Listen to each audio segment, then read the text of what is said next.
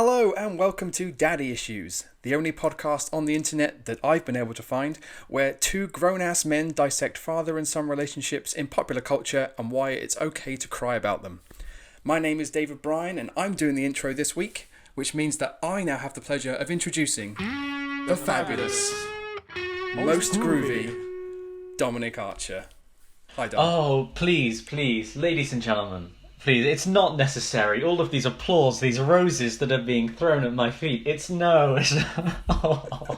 Shucks. Hello, Dave. That was very good. Thanks. So what's up? Well, in interesting news, last night was the first night that one of the dogs chose to sleep with me over sleeping with my parents. And that was an interesting experience in which the dog took up more than half the bed. Yeah, but no, it was cool. It was comfortable, and my bedsheet smelled like dog fart, but it was worth it.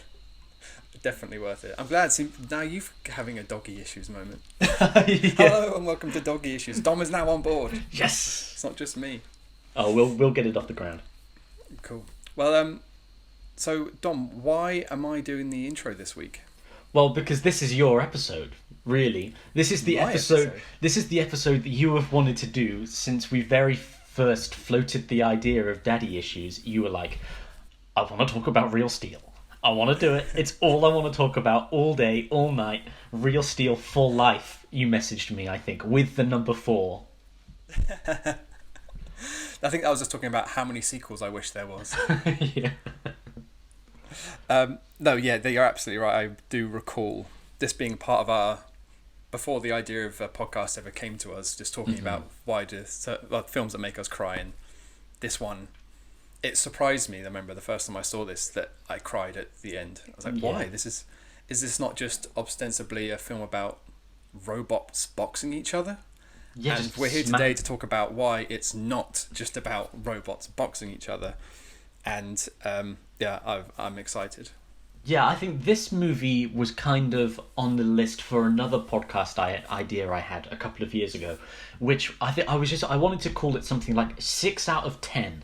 And the whole point was to discuss movies that have kind of been forgotten because they're not great, they're not shit, they're just like movies that are produced because there is a movie industry, right? And actors need to act, and cinematographers need to cinematography, and people need to work and make money, and so they make movies like Real Steel or The Book of Eli was my prime example, right? The Book of Eli is the perfect 6 out of 10 movie where you see it and then you forgot you ever saw it, and then you see it like at CEX or a DVD and you're like, oh yeah, that movie was fine, I wonder if I can get it for free.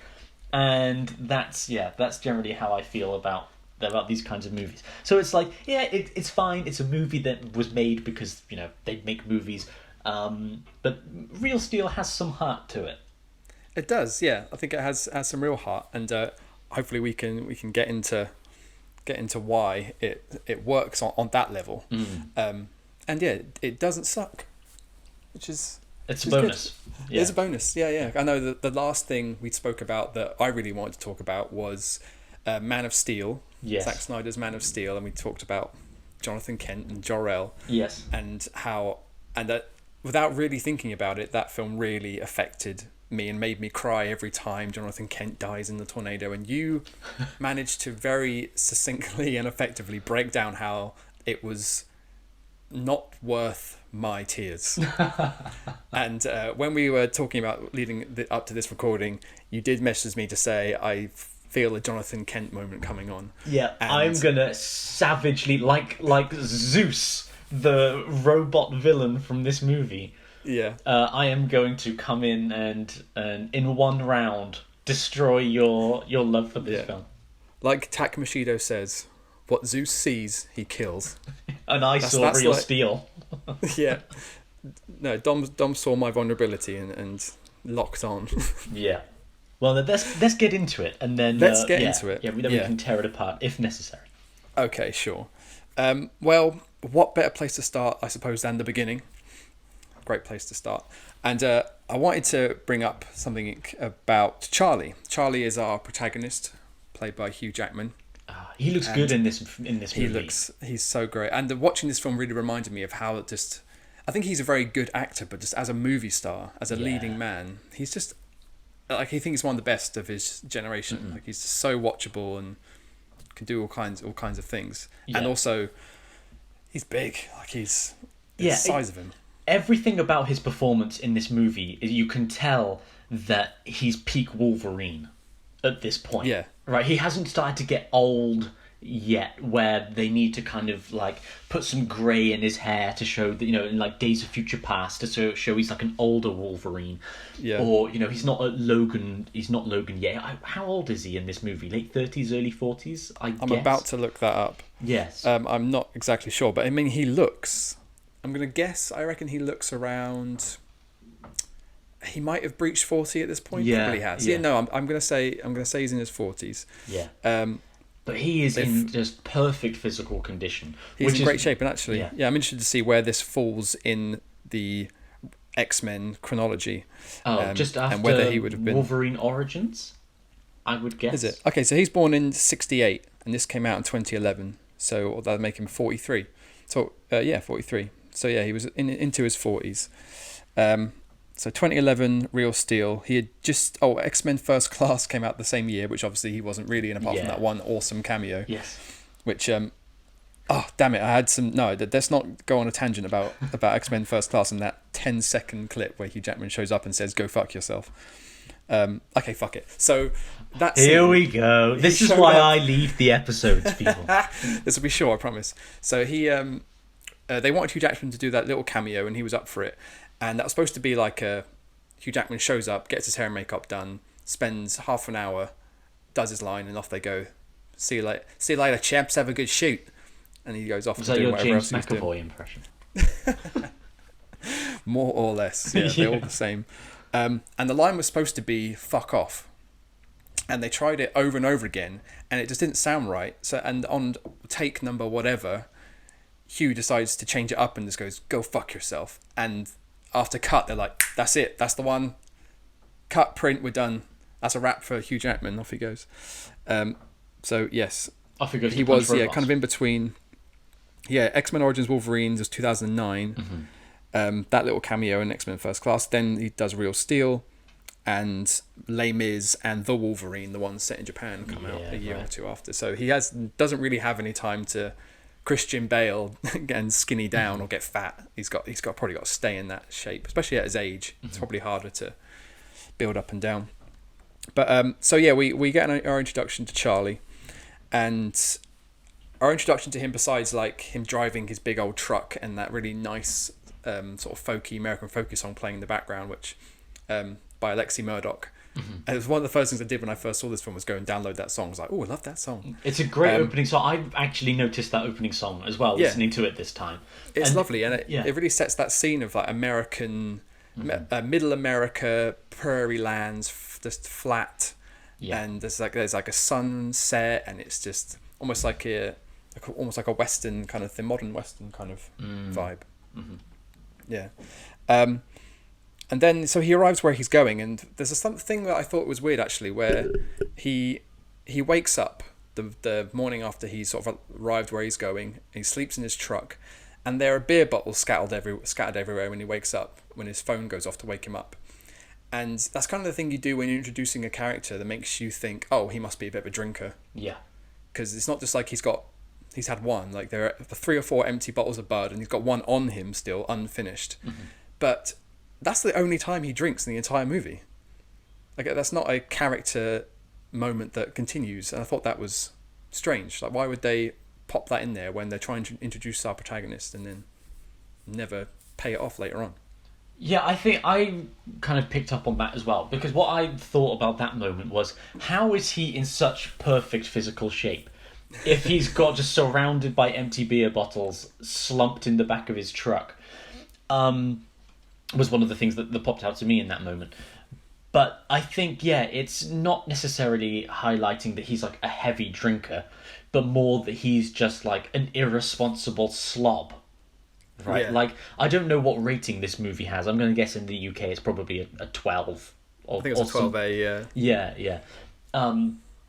But I think this was their one opportunity to cash in on that sweet, sweet Budweiser money by getting in that product placement and also establishing the character as a bit of a layabout. You know, he wakes up, the kids are talking to him, but to refresh his palate, he has like a morning swig of Budweiser to, you know, to get himself on his way. And yeah, it's not necessarily that he's like an alcoholic, but more he's just like he's washed up. Right, he's washed up man. He's not together like he used to be, even though he's in perfect shape. Like perfect physical condition. Yeah, it's one of those weird contradictions that kind of exists within this movie. You kind of want the character to be played by like modern Russell Crowe, right? Where there was a man who used to be in gladiator shape, and now he's like ballooned a little bit. You know, like he's lost. You know, he's just gotten older, and he doesn't have to be in gladiator shape, and you know. Sure. Yeah, but instead he's just peak Wolverine Hugh Jackman. But you know, he's it's almost difficult to believe that he is the slob he's supposed to be, because he's Hugh Jackman, and you know, maybe that's why the beer bottle thing doesn't really play. Yeah. Because he still looks like he does, and I know that he obviously used to be a boxer, and we get little snippets of that later. But then and he does tell Max that story of how human boxing kind of died and robot boxing took over. But then how long was that period?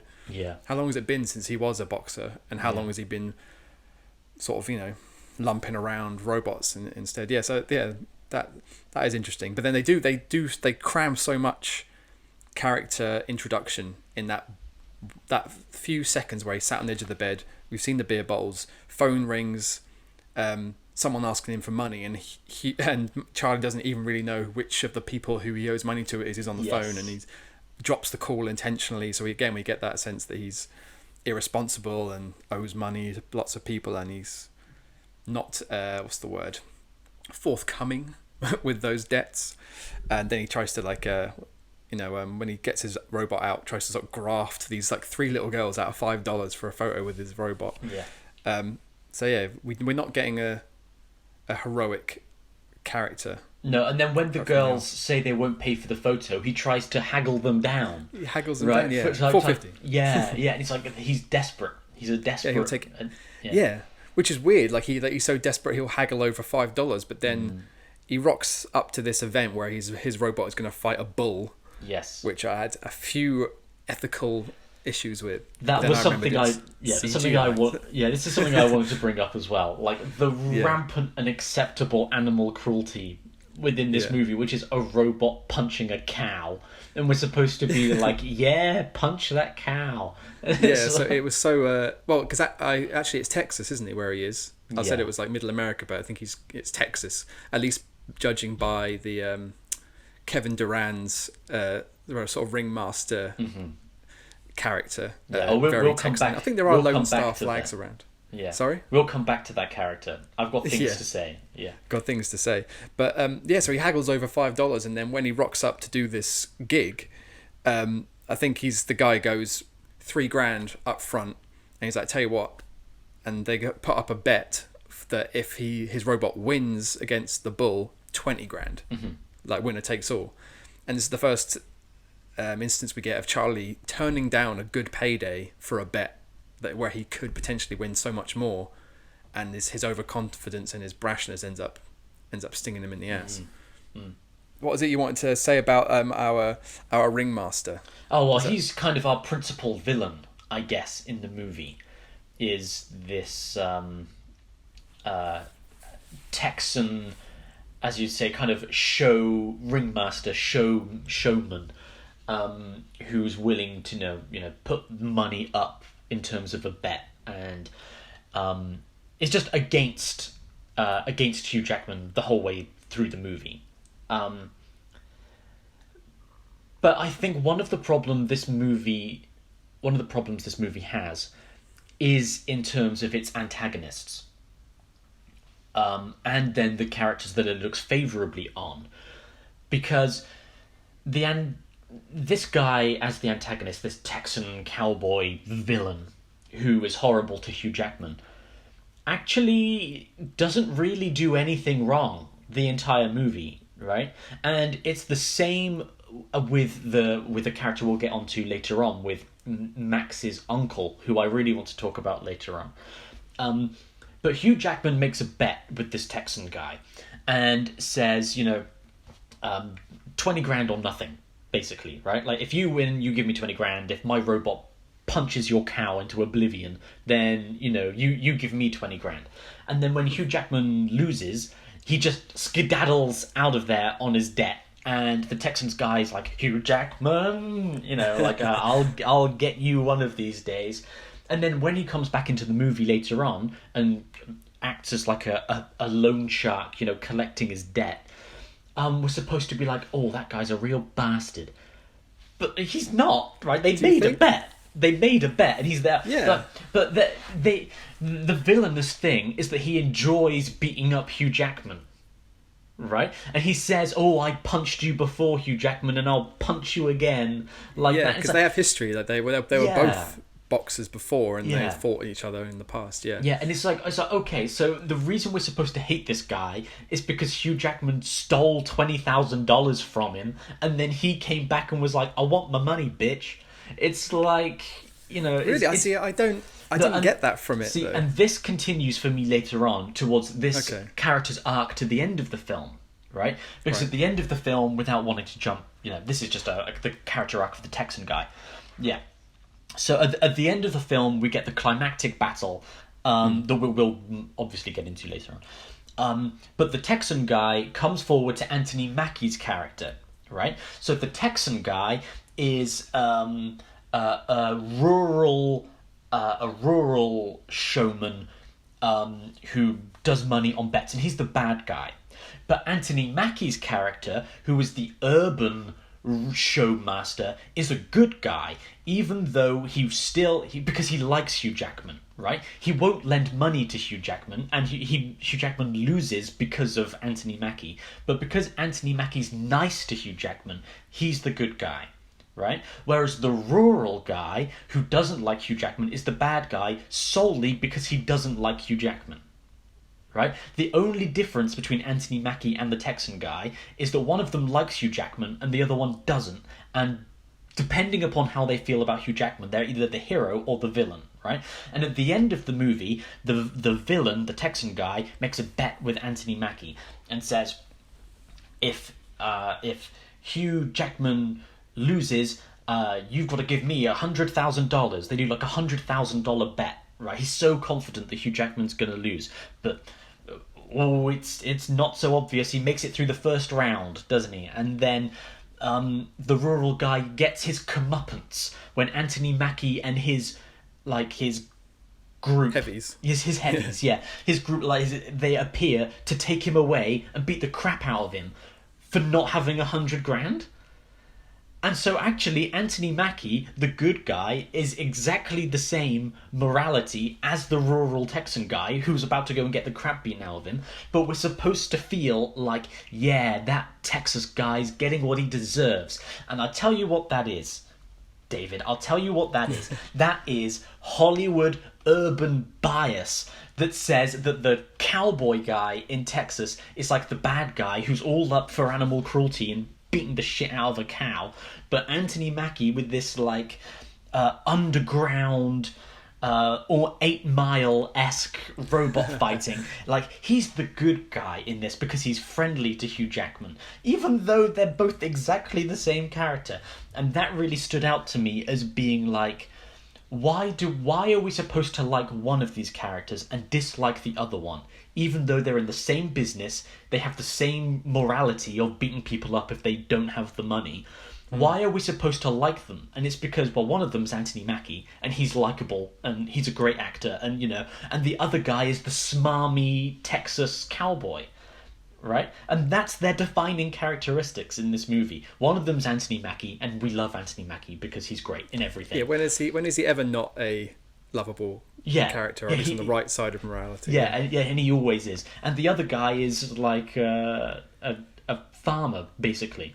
And it's easier to hate for the movie to frame the Texas guy in a bad light than it is Anthony Mackie, because you've got Anthony Mackie and he's the best. Yeah, he's great. That was a great point. That hadn't occurred to me. And I hadn't thought about the film in terms of antagonists and protagonists, because and the only part of what you've said that I don't agree with is when Texan guy shows up he tracks down Charlie and wants to get his money back, and Charlie gets the shit kicked out of him. Yeah. I didn't see that as like the bad guy getting one up on the good guy. I saw that as, well, Charlie had it coming. Like, yes, I did. yeah. And as we said at the beginning, like, Charlie is not introduced as a heroic good character. So when he does make bad bets and lose and then do a runner, when the people he's wronged catch up with him later, I don't feel like I wasn't like, oh no. No, see, he in that doesn't moment, deserve this. Yeah, in that moment, it's not that Charlie, because Charlie, as you're right, Charlie gets what he deserves, which is kind of what I'm saying about this Texas guy isn't really a bad guy because he's just getting his money back. But it's when they attack Charlie, he's with his son, with his 11-year-old son, right? And he's a villain because it's like, not in front of the kid.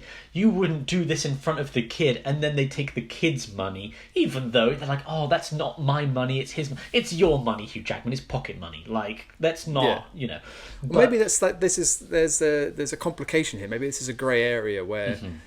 Yeah, you're right. I wish I knew the guy's fucking name. Kevin Durand, the Blob from X-Men Origins Wolverine. Yes. Of course he is. Yeah. His motivation is not unjust, but they have to remind us that we should be rooting for Charlie and Max by not. He's not just a guy who comes up and goes, "Yo, Hugh, man, you kind of owe me some money. Do you mind if you go to an ATM or whatever, and get me the cash?" They make him a violent, braggadocious, and morally abhorrent person by enjoying beating the crap out of somebody, doing it in front of a kid, taking a kid's money, and at the beginning setting up a fight, which actually Charlie goes into willingly against an animal, a robot versus an animal. So we're constantly getting these strokes of, this is not the kind of person we should like. So when it comes to that big or Charlie's comeuppance, I don't see that as like an antagonistic moment. I think it's just as good. It's just good timing, storytelling wise, because as far as Charlie's arc and his relationship with Max is concerned, it's been getting better and better and better and better. And they've flown too close to the sun, and it has to come to an end. And Texan guy is there just to bring him back down to earth and take his confidence away, because when Charlie's lacking in confidence, that's when he makes terrible decisions, like he does in that moment where he goes, "This has been great, but because something's kicked me in the ass, I'm just gonna fuck this up." It's the end of Act 2. End of Act 2, exactly. Yeah. So it's just timing, I felt. But no, I do take your point about the Hollywood bias about two guys essentially in the same business. One of them we're not supposed to like because he's white and he's from the South, and he goes yeehaw, and one of them's Anthony Mackie. Yeah, I think it's Anthony Mackie. I've never seen him in a villainous role, I don't think, and I don't think I'd want to. But I think what you're saying is really true, and I think that kind of rural thing that we're discussing also charts the course of Charlie's career from being out in the sticks with a bunch of scumbags and being a scumbag himself. But then, by the end, he's in the city in a giant stadium, right? And the closer he gets to the city, the purer his life and his experience. And we can see that with Evangeline Lilly's character as well, who seems to live in the fire station from Ghostbusters. But it has a boxing ring in it. Yeah. But it's that same idea, right? Where she lives in the city, she stays in the city in this boxing gym, and then he leaves the city to go out into the country and do all of this, unsanctioned, possibly illegal robot fighting because it's not part of the league. And it's like, for these violent hicks in the country that don't have anything better to do. But it's bizarre because, as we're saying with the idea of the robots and robot boxing, the idea was that robot boxing has replaced real boxing. But it's not like, oh, you leave New York City and then you drive out into, down to Texas, and there's just like bare knuckle brawls happening in the middle of just the, hicks throwing their money or something. It's like, what are they trying to say that these people, what does this replace for the people in the country? Right? What are they there to watch that was entertainment before? And like the closest I can think of in terms of like the animal cruelty is those various like animal like livestock events, but that's not a fair comparison for rural people in America, because those people who grow animals in those farming communities love their animals, right? They go to these big events to show how much they do love and care. Like that, you have the various I was going to say bullfighting, but that's not even, Texas style stuff. They do like rodeo. Yeah, rodeo. Yeah. But the idea of rodeo isn't to like murder the cow in the way that Real Steel is like, oh, well, get your robot to do an uppercut, and, punch it to the ground.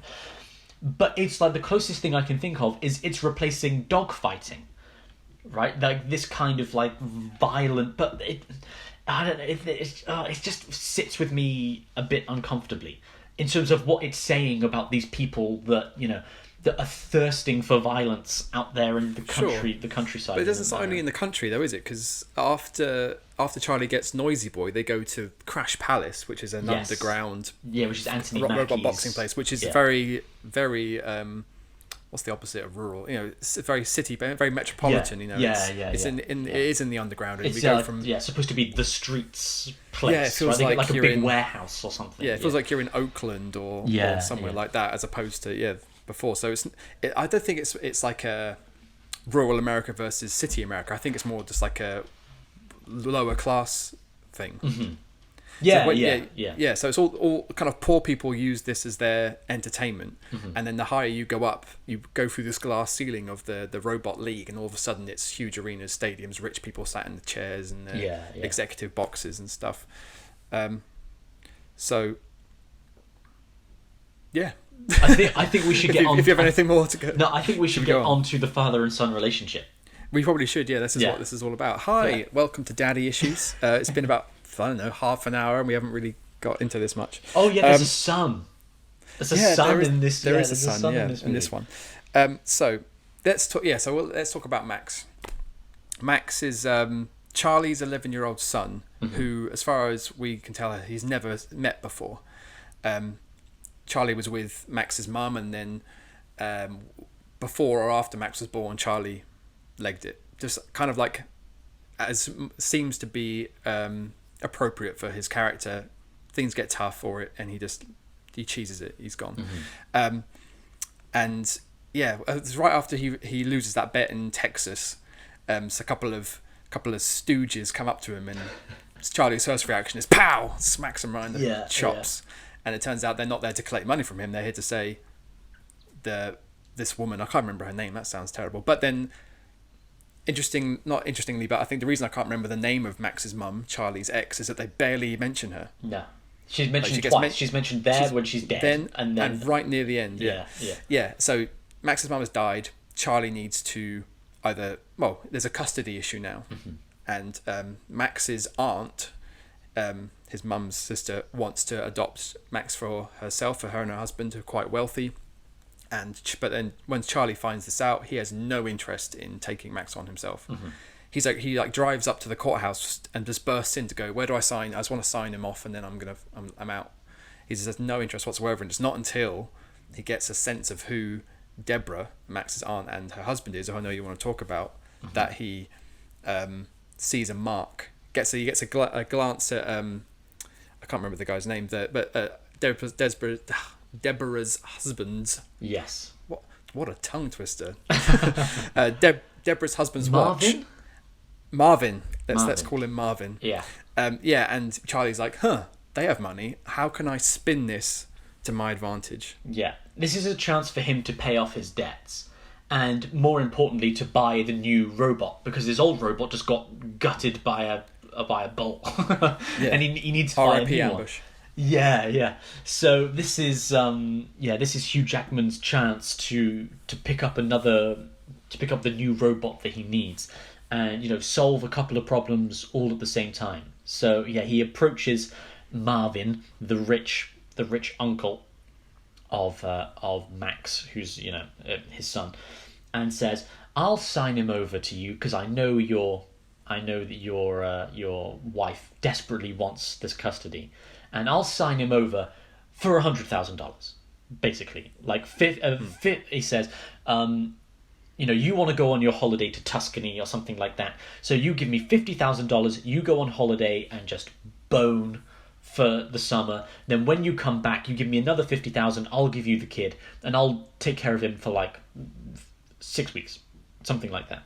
Whatever it is over the summer. Yeah. And like, you give me $100,000, the kid's yours in September, sort of thing. Yeah. And this again is another one of those moments of characters of equal morality to Hugh Jackman, who by the end of the movie we're supposed to think, oh god, they're just scum. And this is another case of Marvin for me. I think for me, Marvin and the cowboy guy. These are I guess we've got rural guy and super urban metropolitan rich man. So maybe I'm a little bit off in my earlier analysis, but Marvin agrees to buy Max from his dad. Basically, they're talking about, as Max says later on, "You sold me, right? You sold me?" Yeah. And Hugh Jackman's like, yeah. Yes, I did. Yes, I did. And I have no quarrels about it. But Marvin agrees to it because he wants what's best for his wife, and he realizes this is the only way that they're going to be able to look after Max, right? The reason that what he does is morally dubious is because he wants to go on holiday first.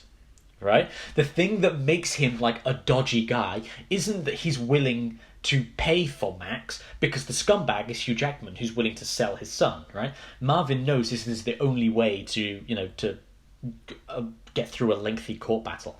What makes him scum is that he wants to go on holiday to Italy first before he has all the responsibilities of a child, right?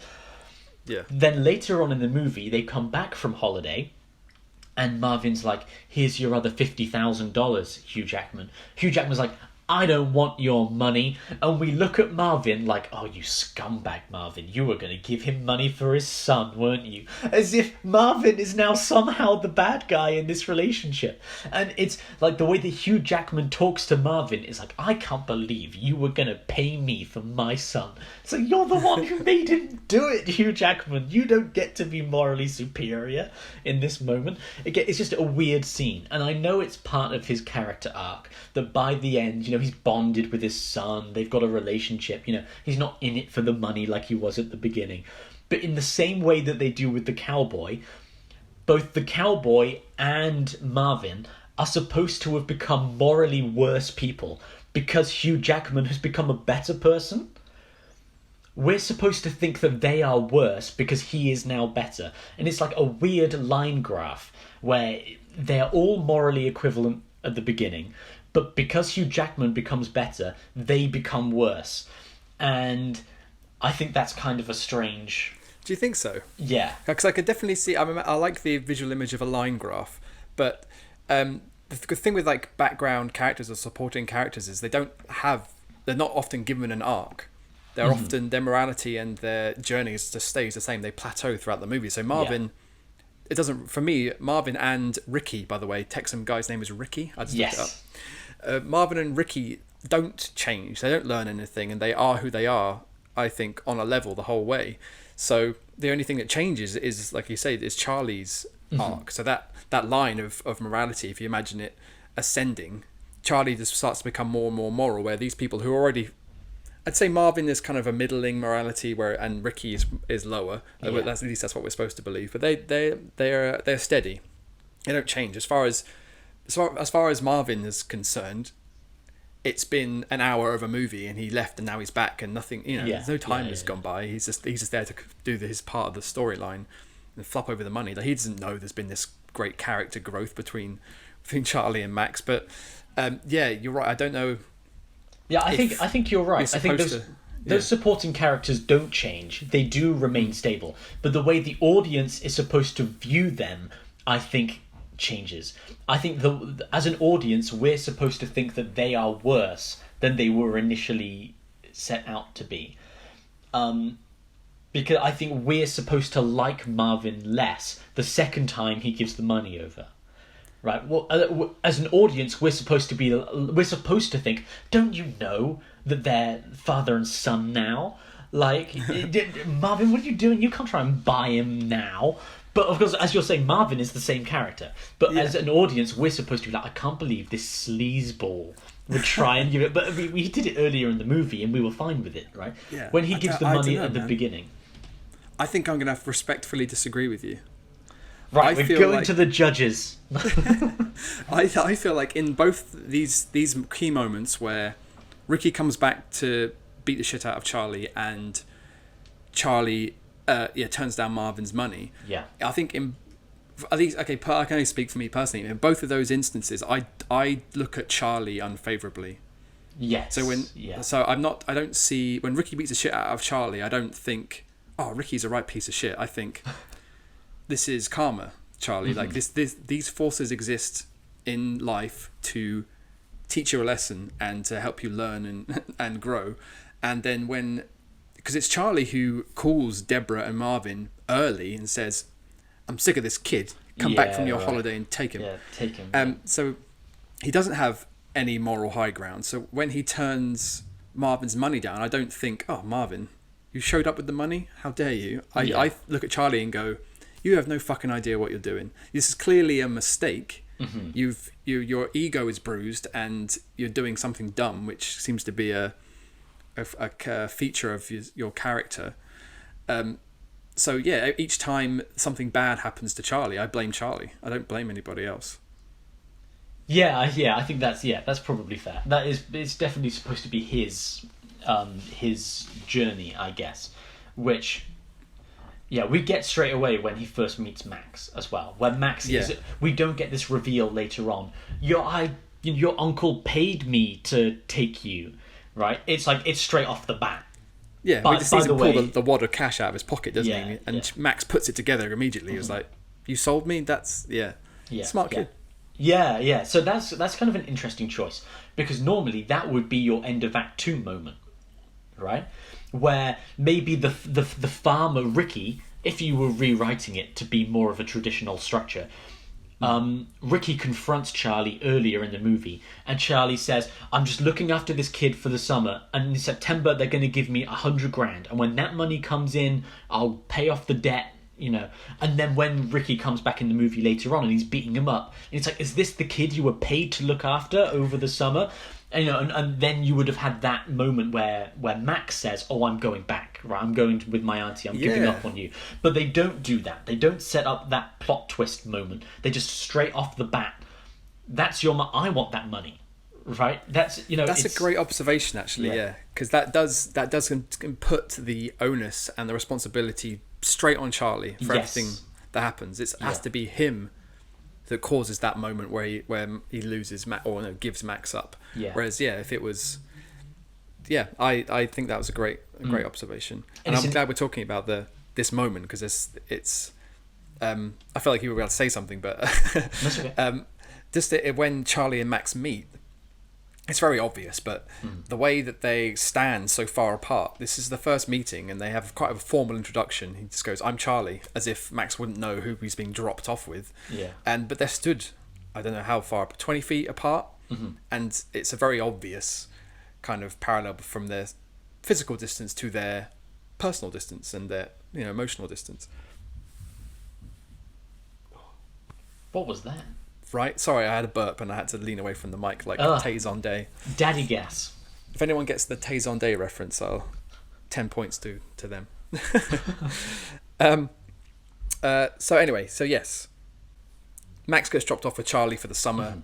Rich, Tony Stark's mum from Captain America Civil War and her husband, another Marvel reference in this, piss off, and there's Max's with Charlie at that boxing gym where Evangeline Lilly's character lives and works. And so he gets 50 grand up front, and then he immediately gets rid of the majority of it. He pays for Noisy Boy. There's his new jazzy ass robot for 45 grand. Yeah, this samurai based voice command fighting robot. Top of the line, legendary. Yeah. He had a great history in the boxing league, and then for some reason now he's just been sort of farmed out to tours around the world just to do press and whatever, and somehow Charlie gets a hold of him. So they get Noisy Boy out of its box, and Max starts reeling off all these facts about him. So we get an idea that Max not only is bright after what he figured out with the money a minute ago, he also is into robot boxing. Yes. And you're like, well, here's a pretty convenient thing in common that they have. Yeah.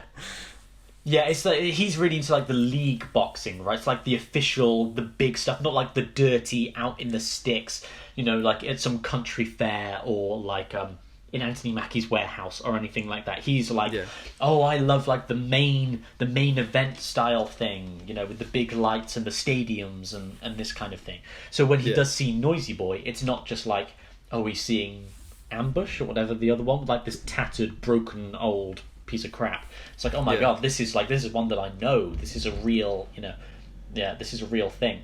And it's Max, but Charlie's not used to working with this main event stuff, right? Like he's a guy built for the bullfighting, not for, the corporate stadium stuff. So it really is Max that's like, I know how this works, like you might know stuff about fighting, but I know this professional world, this stadium, the main event stuff. Yeah, and that's why I guess where you start to see this interesting character dynamic between Max and Charlie, where they are continuously swapping the role of who is the protagonist and each other's character traits.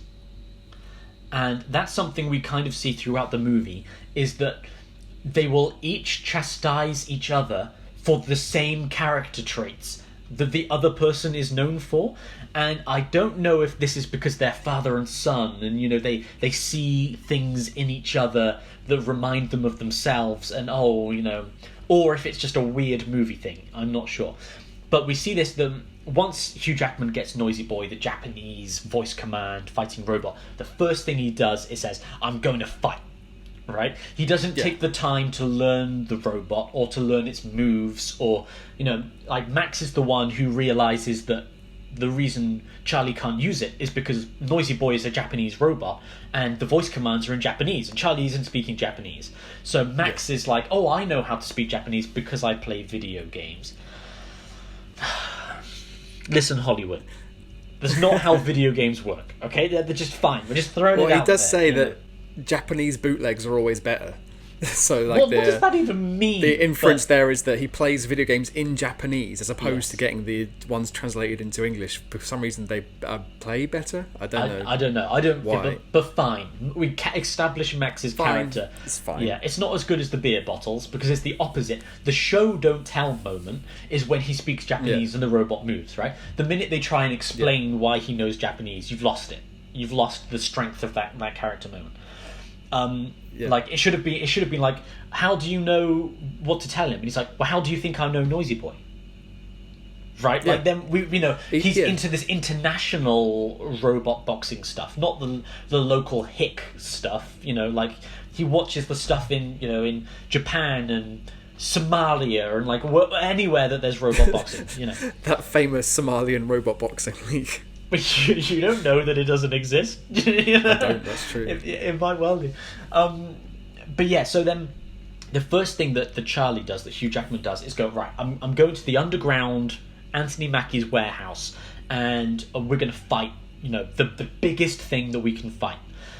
Because it's Noisy Boy. Noisy Boy's a champion. So they get down there and Anthony Mackie's like, oh, Hugh Jackman, we're good friends, you and I. I'm the good promoter. Because he likes Hugh Jackman. Remember that from earlier in the conversation. It's a callback. And Max says to his dad, don't go for the main event fight, right? Go for the smaller one, earn some small money, and then once you know how the robot works, then do the main event stuff.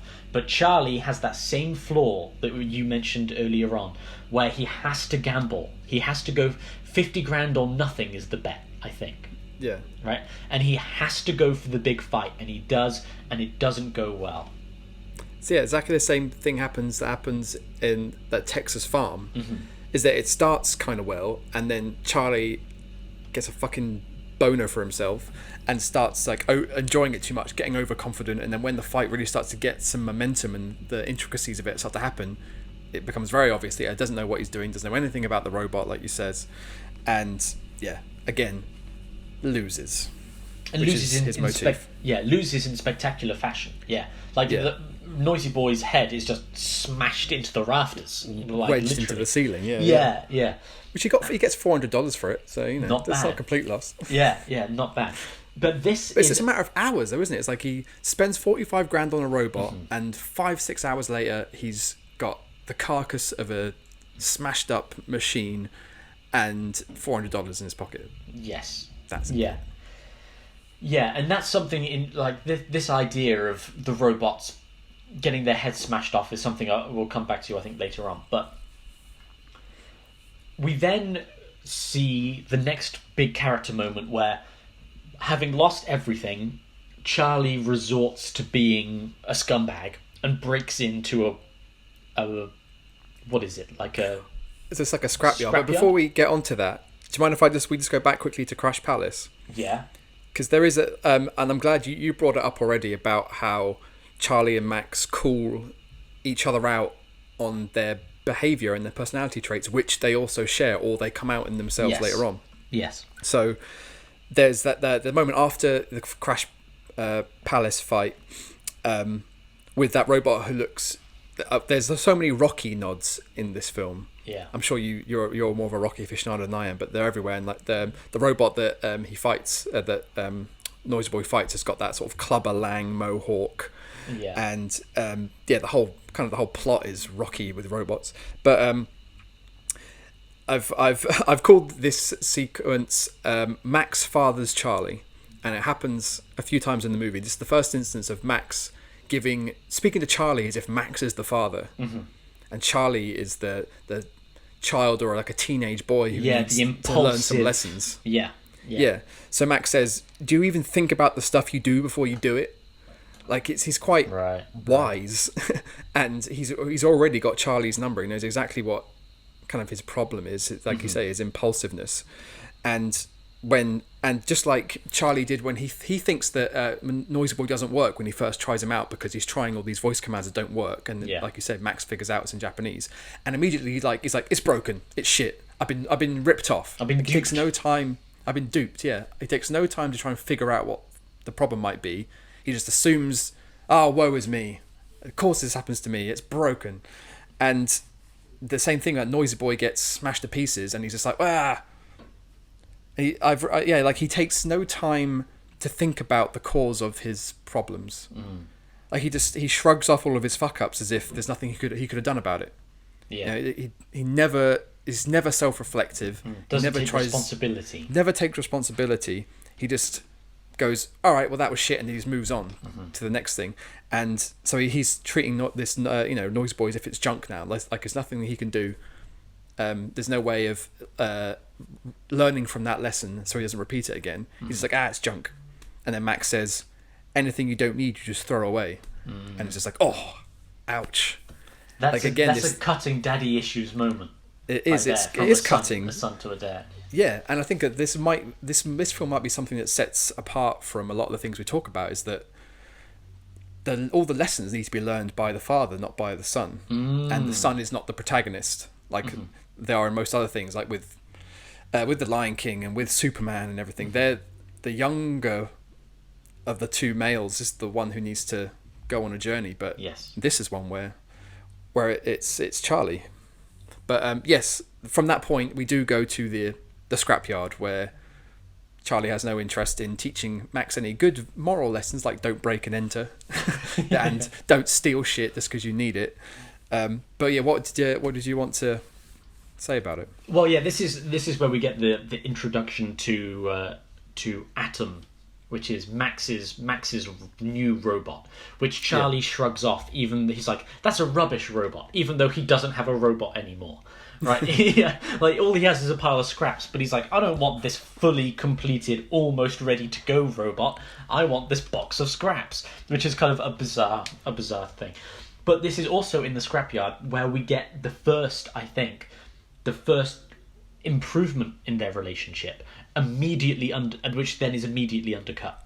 Yeah, because they're going through the scrapyard, and Max, the son, falls off a cliff essentially, and is saved. Gets stuck really on the arm of what we later discover to be Atom, his new robot best friend, who saves his life. But then Charlie, Hugh Jackman, runs down the cliff, saves his life, picks him up, and is like, oh, I almost lost you kind of moment. And then immediately says, if you want the robot, you can fucking do it yourself. I'm going back to the truck. And then leaves him to drag this robot. And you get that great moment where Max carries the robot all the way back to the truck and then just unleashes like fists of fury, like this childhood swinging wide, just I'm so frustrated, like you might see with brothers when brothers fight.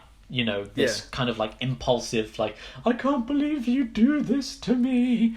It's like a child's way of saying, you know what, fuck you. Yeah. And that's a really cool moment.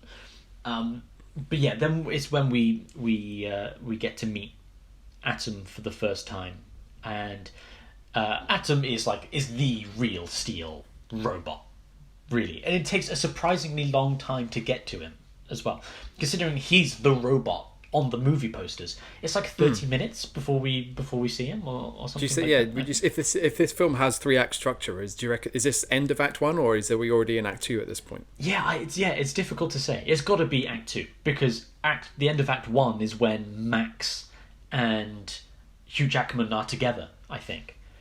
Like it's when it's when they're that's the beginning of Hugh Jackman's journey, right? Is when he the handover. Yeah. So therefore, this has got a huge second act. This is it's almost all second act. This movie. Yeah. Because that's where all of the development. Well, I guess as it should be in a movie, all of the development comes here. But what I wanted to get onto was the way that Max treats Atom. To begin with, is like, oh, you're my best friend now because you can mimic. He mimics human form and human actions. And so Max, who is completely alone in the world, his mother's died, his aunt, who clearly loves him, has gone off to Tuscany because her husband has manipulated her into leaving him. His aunt wanted to be there, but Marvin lied to Max's aunt to take away the one person who does love him and go on holiday to Italy, which his aunt thought, oh well, this is what everybody wants, but it's not. And Max knows that that he's been lied to, and there's nobody that cares for him because Charlie doesn't give a shit, as we well know. Whereas the robot mimics Max's own emotions, well, not necessarily his emotions, but his movements, and so Max begins to connect with this hunk of steel. Because there's nobody else around him to connect to other than maybe Evangeline Lilly, who is the only person in the movie who is consistently nice to him. She's throughout. just nice, isn't she? Well, one of the things about this movie is it's about fighting robots and Evangeline Lilly's selection of jean shorts. Yeah, it's like that moment where she's does not stop wearing hot pants, basically. Why is she wearing tiny hot pants for the scene where she tells an 11-year-old about how great his dad used to be? Yeah, I get the feeling this is some pre-Me Too, #Me Too stuff, and there's a couple of pre-Me Too stuff you couldn't get away with now. Like the first scene with Hugh Jackman and I think she's called Bailey. Right, with Evangeline Lilly, when they first see each other, he comes home stinking, he's lost all of his money, and the first thing he does in front of her is take his top off, and he's like, look, I'm naked in front of you, and then she's like, I'm not interested in you anymore, Hugh Jackman, and Hugh Jackman's like, yeah, you are, leaning over her topless, and she's like, I'm not, winky face, and he's like, I bet you are though, and there's this kind of like weird sexual tension where he's not forcing himself, but she quite clearly says 5 times that she's not interested, and he keeps leaning in topless. I think that's one of those things that gets away. It gets away with it because it's Hugh Jackman. Yeah, like if you had cast if it was another Johnny actor Depp now, that would be, you couldn't do that. Right? No, we don't talk about him at the moment.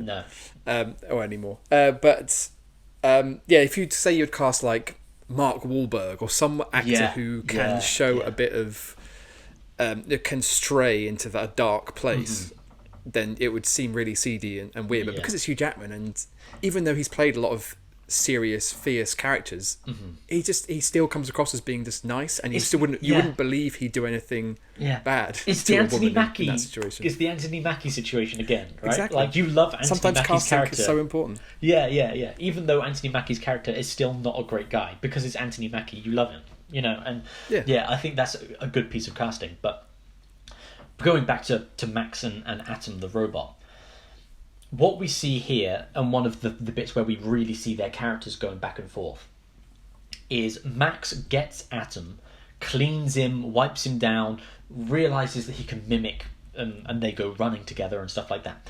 But the first thing Max says is, "I want to fight with the robot." And Hugh Jackman is like, "You don't fight with the robot. You don't know anything about the robot. You'll take him out there and you'll just get beaten up because you don't know anything about robot fighting. Yeah. This robot isn't even a real fighting robot. It's a sparring partner anyway. So all you're doing is setting yourself up to get your new robot demolished." But Max, the son, having just chastised his father for being impulsive and fighting the robot without knowing anything about it or thinking, immediately does the same mistake. He does exactly the same thing. The only difference is when he does it, he wins. Well, and the difference is that he's actually put some love and care in, and has bonded with his robot in some way. Like he dragged him out of the mud on his own, which presumably took all night, because by the time he drags it back to the truck, it's daybreak. Yeah. And then he cleans him up, and he sets him up with his like shadow boxing mode, or Bailey does, but then Max sort of gets it playing. And then is it before then when they go for that run, and Max, using the shadow function, sort of like makes Atom pick him up? Yeah. Is that before they decide to go for it? I think. Yeah, so at least he takes some time to kind of like look into this robot's, I was going to say its soul, but you know what I mean, like to connect with the other character as a character, and get a sense of what it is and what it can do. Whereas Charlie is just like, this thing was great once, so there's no reason why it isn't great now, and I don't really have to try very hard, and I'll just win. Yeah, I think what that moment is missing is a moment where, which we get later on, where we get the montage of Max working really hard on Atom, and like programming him with new techniques, and with the voice command, and he stays up all night drinking Dr. Pepper to improve some more great that wasn't product placement, by the way. What, like, Dr. Pepper had nothing to do with it. They just needed to put have Max drinking loads of something caffeinated, right? And Dr. Pepper didn't say or no. They just did it and got away with it. Maybe not like the Budweiser, where it's more like, Hugh Jackman drinks Budweiser, you should too. Yeah. There's a lot of product placement, especially as the movie goes on. But it's kind of interesting, which we can get onto in a bit. But I think what that moment is missing is a chance where Max actually learns how to do something about robot fighting, right? And I know that's supposed to be his first fight with Atom. It's where he learns, it's not as easy as I thought that it was. It's not a video game, Like, this is the real steel now, But we get a bit where he emotionally connects with the robot.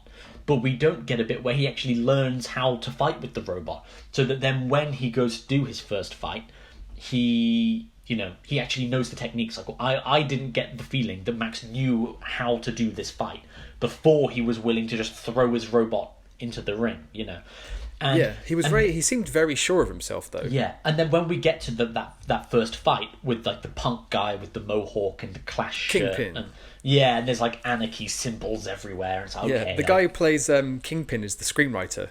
Is John he? Gattins. That's fun. Yeah, that's fun. But when we get to that moment, Max again makes the mistake of the Kingpin, the punk guy with the mohawk, is like, I'll give you a couple of $100 for the fight, win or lose. And Max is like, if we win the first round, you're going to give me $1,000, or if we survive through the first round, right? If he survives one round, Yeah. with whatever Kingpin's robot is called. I can't There's remember. like a jackhammer or something. He's got a hand that's a giant mallet. Frenzy or some other kind of generic robot name. Yeah. But that's exactly the same character mistake that Charlie made. That Max was like, don't do that, take the early money. And now Charlie says to Max, don't push for more money, take the easier one. And their character roles have completely reversed. And Max has become Charlie, and Charlie has become Max. The only difference is that Max wins and Charlie loses. And it's an interesting... I don't know what you make of those moments. No, I'd like to say that I like them. 'Cause it's like Max and Charlie are two sides of the same coin, and the coin just keeps flipping. And yeah, they do keep repeating each other's behaviour, but with different outcomes. And I think the only reason the fight in the zoo is different is because Charlie is kind of removed from it. And for some reason, whenever Charlie is removed from the crux of a situation, he is smart. He watches the fight and he knows what's going to happen. He's giving Max tips. He says he's going to hit you with the thingy, and he hits him with the thingy, and he's like, "Told you, he's going to hit you with the thingy." And and so he has good advice he gives sensible advice when it's not him. So I did find it interesting that whenever up until sort of this point, whenever Charlie is involved in either a gamble or in a fight, he makes all the wrong choices and he just fucks it up. But he can when he's not involved, he can sit back kind of smug from a safe place and say, I can see this coming, why can't you? And then there's that point where they start to kind of work together, and Max won't let Charlie take over. He just goes, just tell me what to do, and he'll do it. And yeah, he uses that kind of manual thing, remote control. Yeah. No one can see, but I'm doing this kind of, I'm trying to act it out, and it's a good jig. Yeah, it feels like a jig. I think I hurt my back, but it was worth it. Also, shout out to Limp Bizkit for a bit of soundtrack there during that first round fight with Atom's first fight at the zoo. There's a lot of Eminem on this soundtrack as well, which again I think is part of the connection to 8 Mile. Is that why you got it in your head? Yeah, Eminem. Isn't Anthony Mackie in 8 Mile as well? He is indeed. Yeah. So this movie is kind of Rocky meets 8 Mile meets the Terminator. It's pretty much a combination of the three. I do think it's kind of a weird lesson to have learned, though. I wish that there was a moment in that fight where they explain the difference, right? Why is Max able to make the same gambles that Charlie would make, but successfully? And I wish that there could have been a moment where Max turns around and goes, because I actually put the work in to this, right? Yeah. Where Charlie's like, how do you know that you're going to survive? You know, you're going to survive this. You know, you last night you told me not to do the same thing. And Max is like, because I know my robot, right? Or I've put the time in. I know what I'm doing. Whereas you've never, you've only ever rushed from one thing to another. We don't get that moment that really that allows Charlie to go, oh, this is where I've been making my mistakes, until later on in the movie where he realizes he's a dad now. And it's from that moment onwards, really, that fight in the zoo, where they do start to bond and get to know one another. And that moment with Evangeline Lilly, where she explains to Max, your dad used to be a great boxer, and back when he was a boxer, he was the man that he was always meant to be, and that was the man that I loved, was the man who fought in the ring and had that same fighting spirit that Atom has. Right, because Atom has the robot has the same kind of tenacity that Charlie had when he was a boxer. It's like, it's not about winning, it's about staying in the fight and never giving up. The Rocky, you'll put him on the mat, but he'll get back up until he physically can't get up anymore. Yeah, it's just like that Rocky thing where he says it's not about how hard you can hit, it's about how hard you can get hit and keep moving forward. Yeah, which I think Rocky says in Rocky Balboa as like life advice to his son. But yes, Yeah, I think that was Charlie Kenton's MO when he was a boxer, because he talks about that he, just like Rocky, just like Atom will, Charlie as a amateur boxer had a chance to fight the number one contender for an actual real belt, and was supposed to be kind of just like a punching bag for the number one contender, just to get warmed up before the big fight. And as Bailey says, but no one told Charlie that. So Charlie goes in and just wails on this number one contender and really gives Nico Tandy the fight of his life. Yeah. And Max is getting interested in his dad. Wow, did Charlie beat Nico Tandy? And then Charlie walks in and just kind of just deflates the whole thing by going, nope, Nico Tandy beat Charlie. He put me on my ass in the 12th round, twice actually. The second time for good, lights out.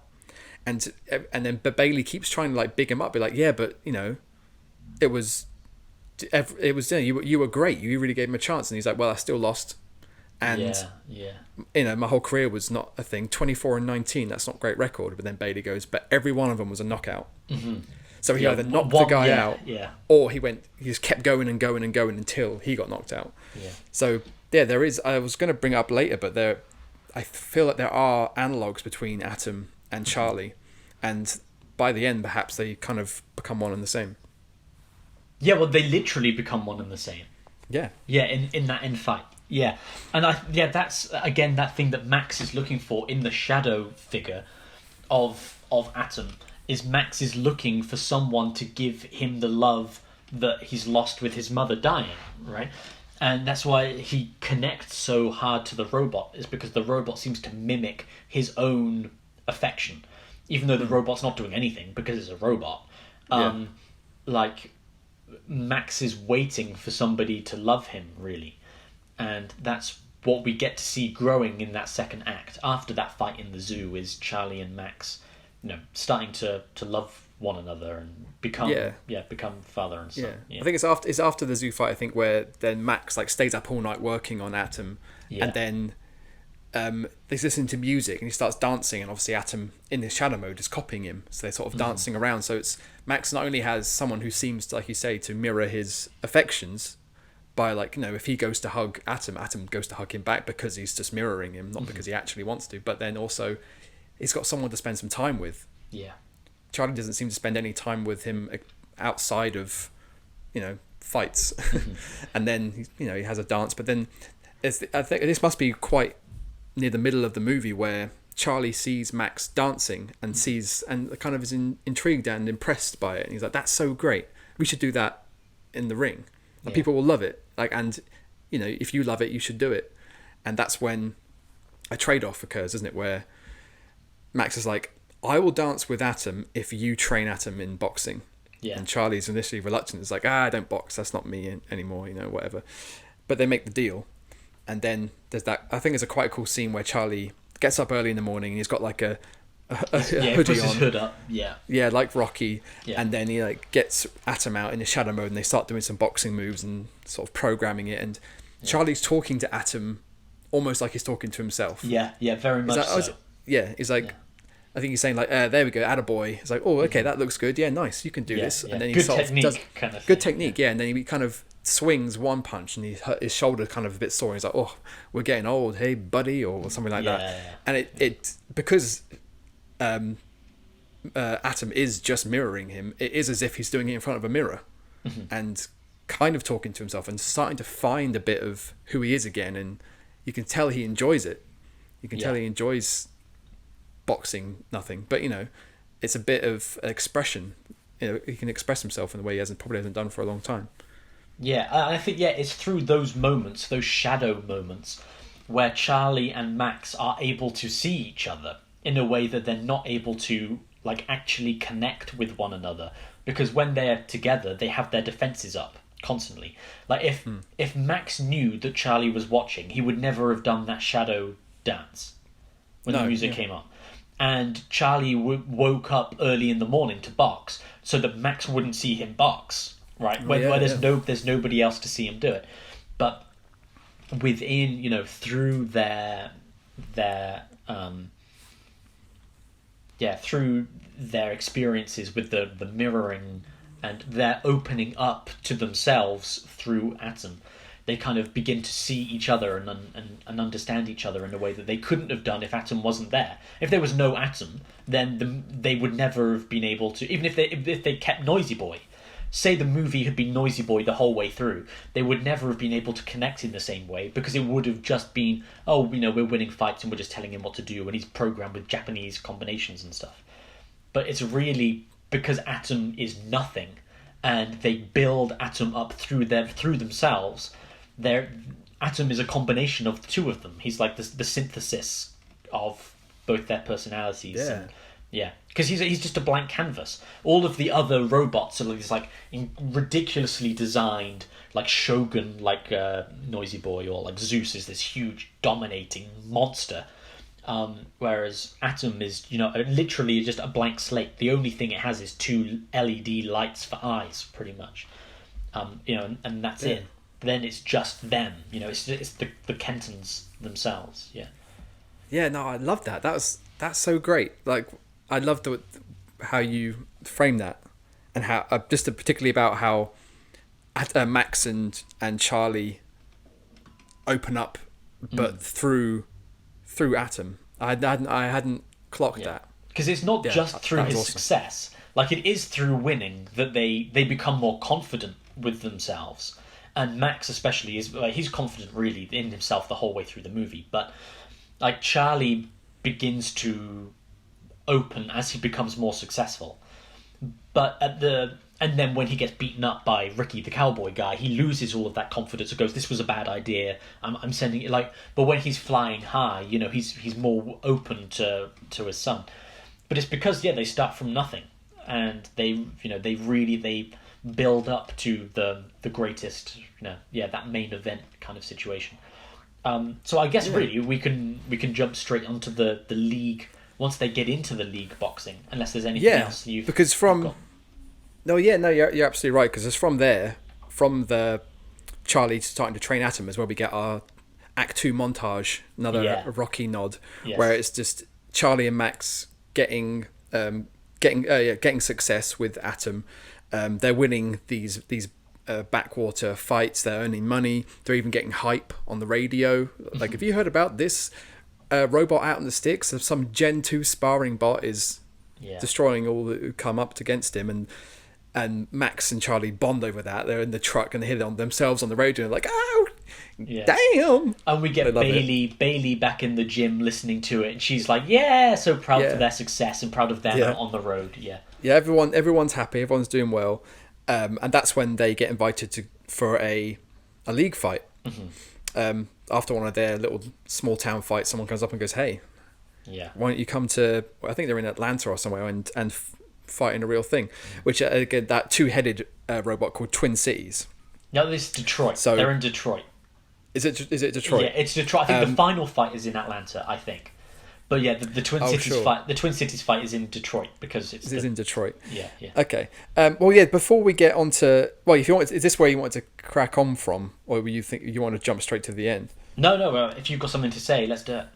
Oh yeah, sure. Well, the Twin Cities fight has got some interesting moments, especially beforehand, before they fight Twin Cities, where they're sort of backstage in an actual arena with actual fans, paying fans. And Max is working away on Atom, and Charlie sort of pacing backwards and forwards, just telling Max, like, the important thing is not to freak out. Just stay calm. Just don't freak out. Be cool. Just stay calm. And it's clearly Charlie who's like on edge and is freaking out. And then they get invited to the champ's suite by the Russian lady whose name I forget, who is the owner of Zeus. But there's a moment just then where Charlie and Max leave the backstage area to go up to the sort of executive suites, and Atom is left on his own, and Atom looks into a mirror and just stares at himself, and they hold that shot for a good 4 or 5 seconds, and I was watching that moment, I was like, I don't get it. What is that? Do you have any insight into what that was for, what that's trying to say, what does that mean? I think one of the main problems that this movie has is trying to determine who is Rocky in this film. because as we've said before, the parables with Rocky are constant. But the movie wants us to understand that Hugh Jackman is Rocky because he keeps getting beaten and he gets back up. And Max is Rocky because he won't give up on his dreams. But also, Atom the robot is Rocky because he keeps just getting up, right? Like, he'll be knocked to the ground, but then he'll get back up in the fight. And there's a bit, I think, in the final fight where they say, it's almost as if this robot has heart. Like that. And, oh, really? Yeah, and I think that's one of the fundamental problems with the movie is Atom doesn't have a consciousness of its own. And they never suggest that any of the robots are anything more than machines that fight each other, right? Like they don't do things spontaneously. They do exactly what their joysticks tell them to do or what the voice command tells them to do, And because of that, every time they say, get up, Atom, come on, Atom, you can do it, you can get up, it's only about how much this machine can physically take. It's no different to when you're like, oh my god, my computer's so slow. Like, hurry up, computer, like that. Yeah. When they tell Atom to get up, he's not going to get up more or less, depending upon what they tell him to do. That's because like a human thing, like in a sporting context, isn't it? Yes. Like I keep thinking of like horse or dog racing, and people just stand up and cheer, like, "Go on, run faster!" It's like it can't hear you, or any kind of sport. Like, we go to see a football match, and you tell the guy to, do him, dribble around him, or shoot from there. They can't hear you. It's just this weird thing we have as spectators where we have to verbally engage in what we're watching. Yeah, but I think one of the flaws in the movie is that it wants us to believe that they are influencing Atom and giving Atom heart, right? The heart to keep going. And if they weren't there, then then Atom would never be able to do it. It's the connection between the three of them that really does it. But the movie doesn't quite go far enough with that. Right, we get like Atom looks in the mirror because the movie wants us to believe that Atom has a heart of its own. Yeah. And so when Atom does get up, it's like, yeah, he did it, even though the odds were against him. Well, Atom's just a machine, and if he gets up, it's parts are all working the way they should, then he should be able to do it. Yeah, but that's like again the problem with Noisy Boy gets his head smacked into the roof, as we've said.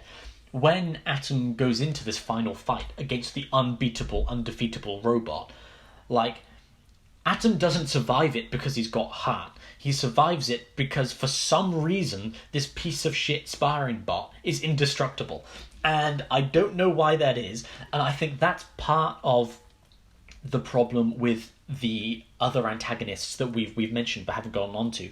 The rich Russian lady who's kind of dominating the league, and what's his name? Tak Mashido, the designer of Zeus, the Wunder Kid, who designed Zeus, and who disappeared. They kind of create this weird backstory for him, where he used to design these amazing robots and then he just vanished, but now he's back with Zeus. And what this movie is missing is a relationship between Tak Mashido and Max.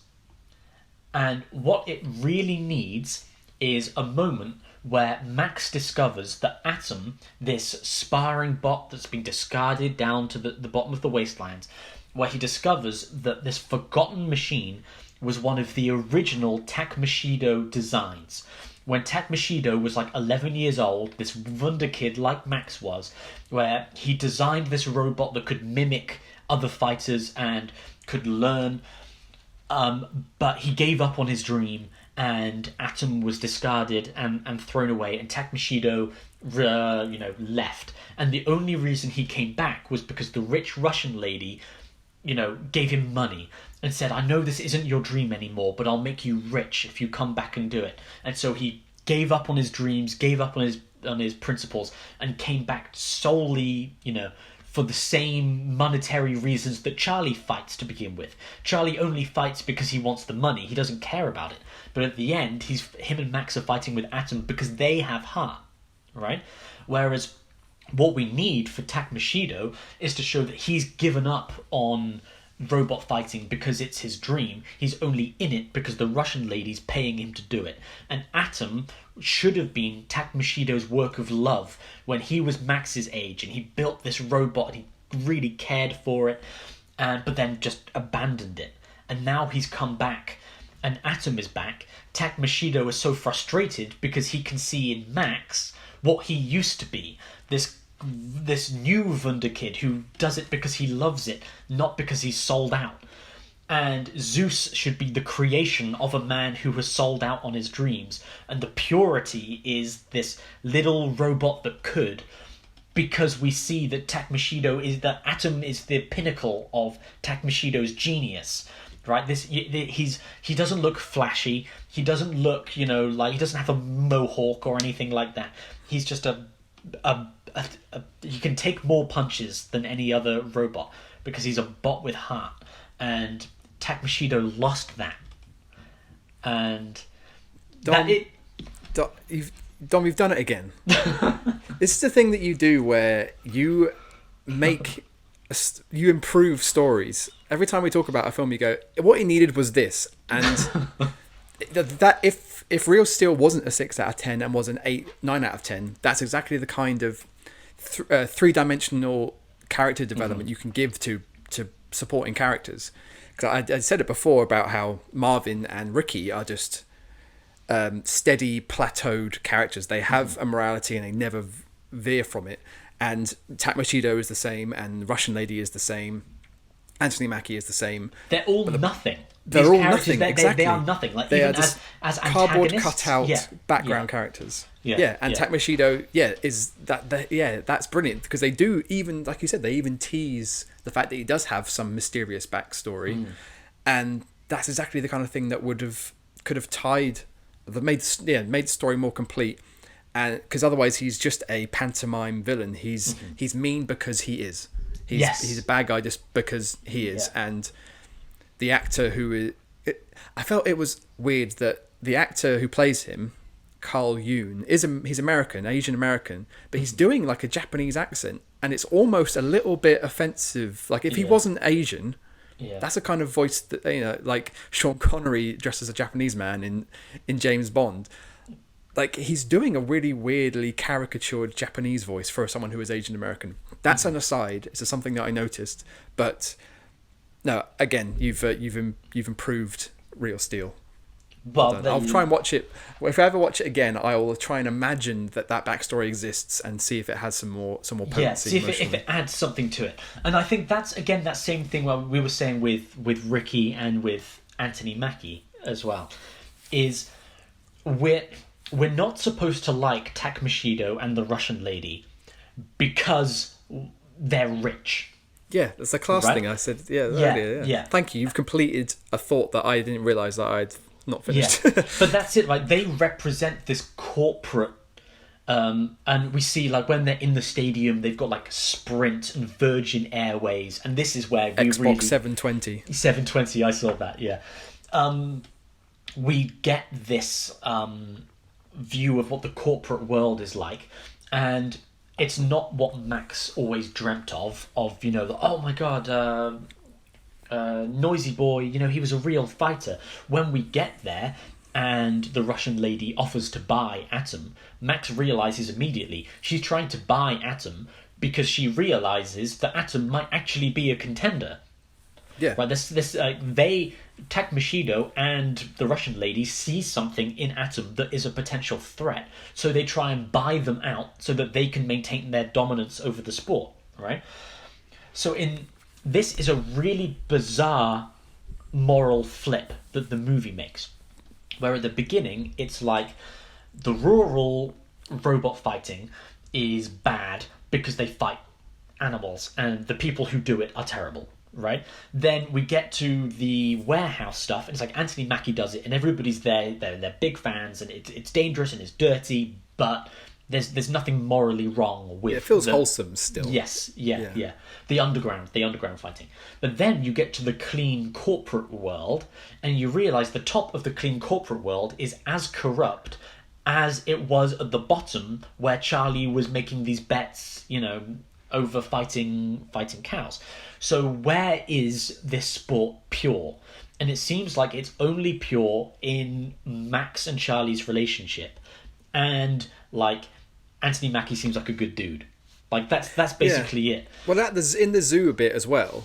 Like Kingpin, like you say, he's looks like a punk, and he's dirty, and he's got teeth missing, and he's got that kind of southern hick accent. Yeah, but he doesn't try and fuck them over or anything. Yeah, but at the end of the day, he makes a bet and he loses, and he pays them, and they're on their way. Like there is honor among that's true. Those kind of people. And the same thing with in Crash Palace. Like Charlie doesn't do a runner because he's lost. Mm-hmm. He just leaves with his not his head held high, but with some dignity. Yeah. Because he didn't leg it, and he'll live to fight another day. And the guy he lost the bet to, Finn, who I've just remembered his name, Anthony Mackie's character. Anthony Mackie, yeah. He doesn't hold it against him, and he doesn't lord it over him either.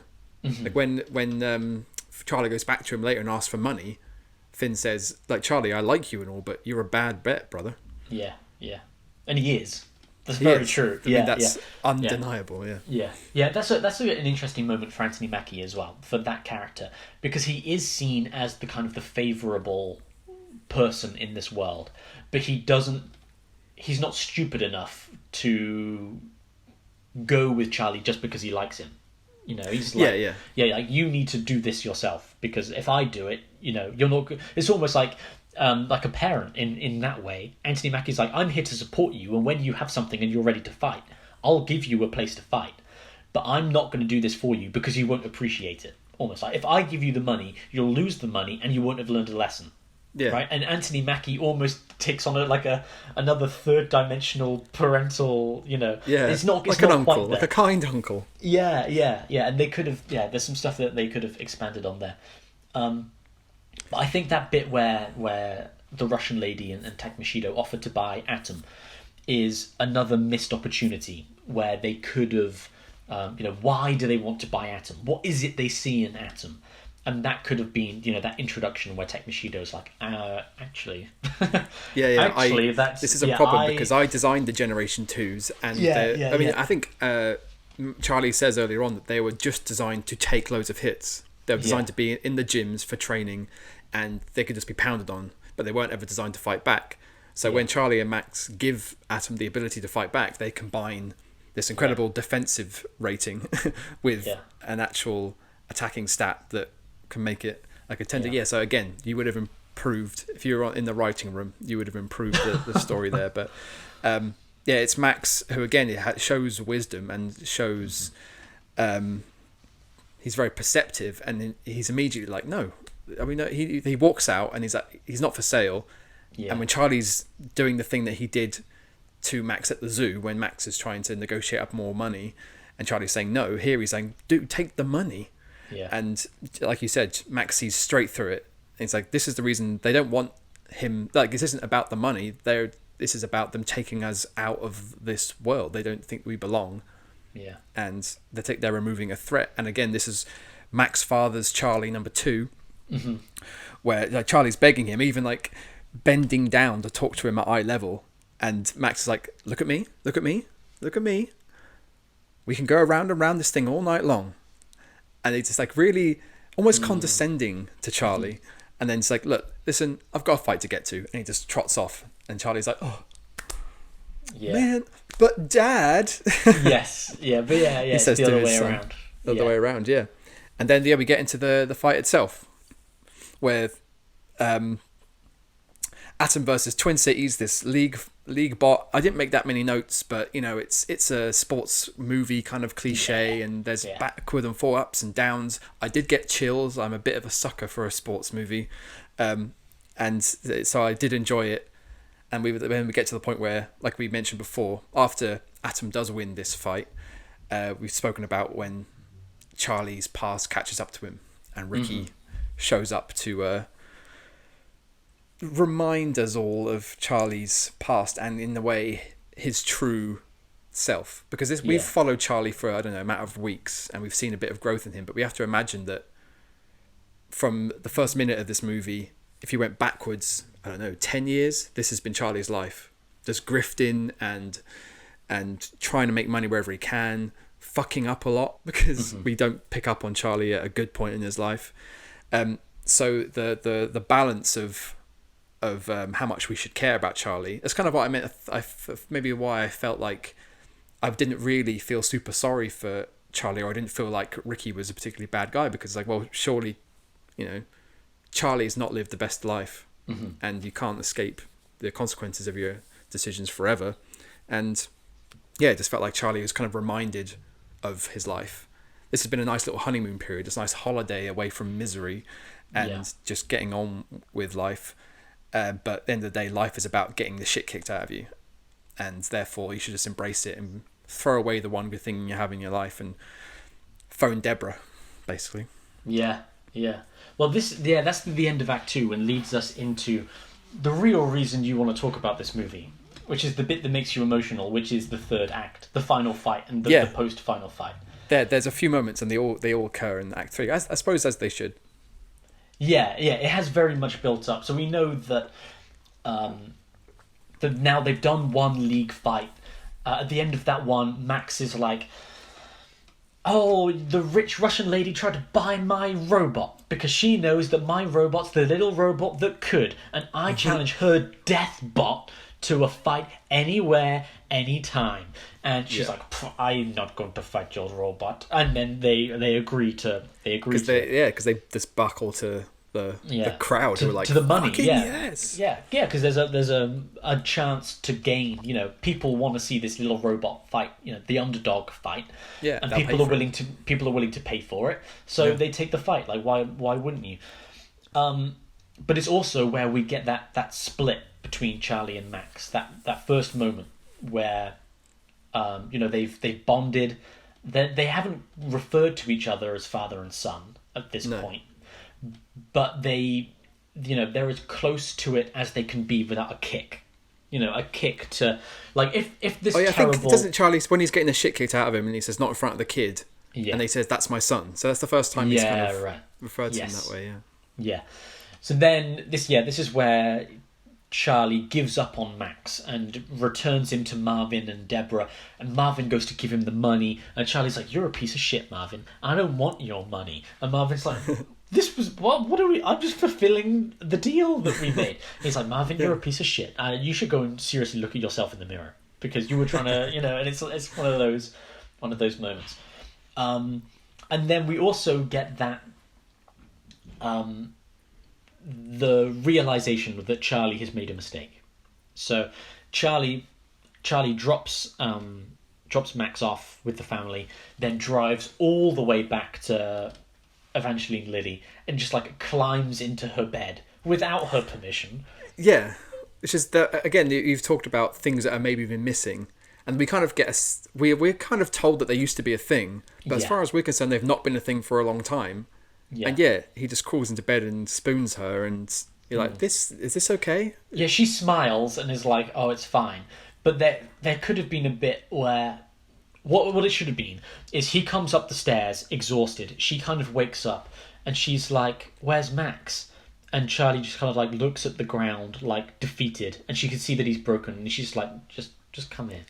Yeah. And then, it's not like a sexually charged moment. It's just it's close friends, and they spend the night sleeping next to each other because she's there. She's there to support him. She's always there for him. Yeah, she gives him a kick in the ass when he needs it, and she tells him when he's fucked up. But she never dismisses him.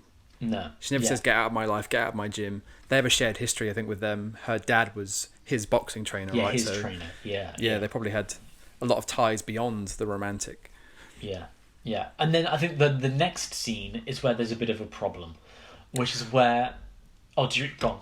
Well, no, I was going to say, because you did say that my daddy issues moments are all going to occur in Act 3, and they do right at the beginning. The first one's right at the beginning, when right after they get beaten up, and Charlie calls Deborah. Max is getting the stuff out of the truck and not really saying anything to Charlie, and Charlie's just doing all the talking. And there's a moment where it seems like Charlie's almost blaming Max for why this is an upsetting moment. He goes, "You forgot who I was." As if you knew this was going to happen. You know who I am, and Charlie's almost reminding himself, like, this is who I am. This is what happens to me, and this is it. And then he turns it around as if he's taking some responsibility for who he is, and he says, "You deserve better than me."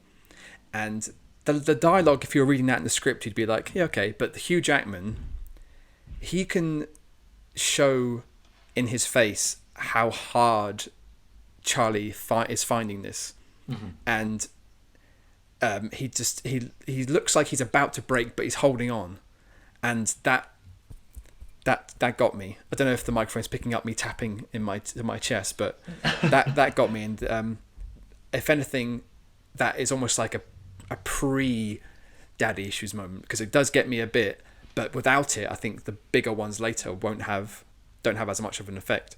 No, I was going to say, that's a really great moment, and does build that emotional framework, because Max is not willing to give up on the dream, right? He sees his father not only abandoning him, but abandoning everything that they've done together as well. This is worse than the first time, because now he actually has that father that that he wants, and that relationship with Atom that he wants.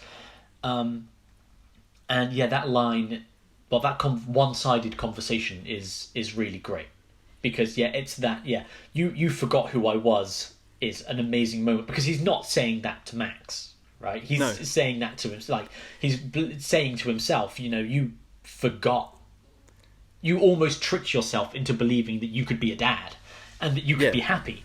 But exactly. Then as you were saying earlier, karma came back to remind you who you really are. And you can't. It's an understandable moment from Charlie, where he's like, I can't drag my son into this world where I'm getting beaten up for debt. He wants to give his son this.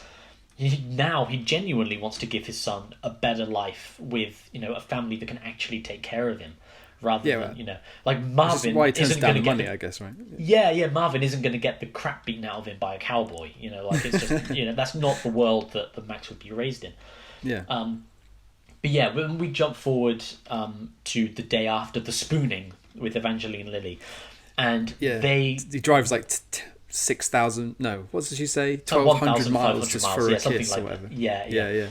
And we get their romantic reconnection there, and Evangeline Lilly. This is the problem for me with that moment. Is Evangeline Lilly cries for no real good reason that I can understand. I think I remember her crying. She cries because she is the female romantic interest in this emotional movie, and that moment bums me out. And I can't remember exactly what they say in that scene, but I wish that there could have been a moment where they talk more about her dad. And I think that whole scene should have been about her dad and how he was the father to both of them. Really, we understand that kind of connection. And the whole scene should have been, my dad never gave up on you, right? Even when you stopped boxing, even when you turned to this robot bullshit, my dad, until the day he died, he never gave up on you. And I was jealous of you for that relationship, because as dad pushed me, but he never gave up on his relationship with you, and I never given up on you either. And the thing that hurts the most is to see you give up on yourself, right? And for years I've seen you give up on yourself. Now get your shit together, get back to your son, and make this fulfill. And Hugh Jackman's like, you're right, Evangeline Lilly, you were always... Dude, you're making me cry. Like, that was brilliant. And again, you've improved it. But I completely agree. And Evangeline Lilly's role in this film does... It's hot pants and tears. It's hot pants and tears. I feel sorry for her in the big finale as well, where she's in the crowd for the big fight. Yeah. And I feel sorry for the actor, Evangeline Lilly, because she has to do all these shots of her surrounded by people doing this like reaction acting. Yeah, reactions to yeah, other people. Come on, yeah. Charlie, get him, and then trying to get trying to get Atom to get up, like we were talking about before. Get up, and then celebrating the big, the big victory. Well, it's the little victory. Yeah. I felt that must be really hard to get yourself motivated to act that. Yeah, she should have been in the corner with the two of them. Yeah. Right, And again, that scene on the roof. Yeah. She should have been the rock, like how you described it. She shouldn't have been the love interest. She should have been the springboard that Charlie needed to get his shit together. Yeah. Which I guess she was, but not very passively. Yes. Yeah, she listens to him being upset. And then I think she says something like, "You know what you have to do." And he's like, "I do know what I have to do." And then he goes off to do it. Because I figured it out myself because I'm the man. Yeah. And it's like that, 1,000, 1,200 kilometers just for a kiss. And he's like, "It was worth it." It should have been the other way around. That line of dialogue should have been, he should have said, I just drove $12,000, for a kiss and some advice, and oh yeah,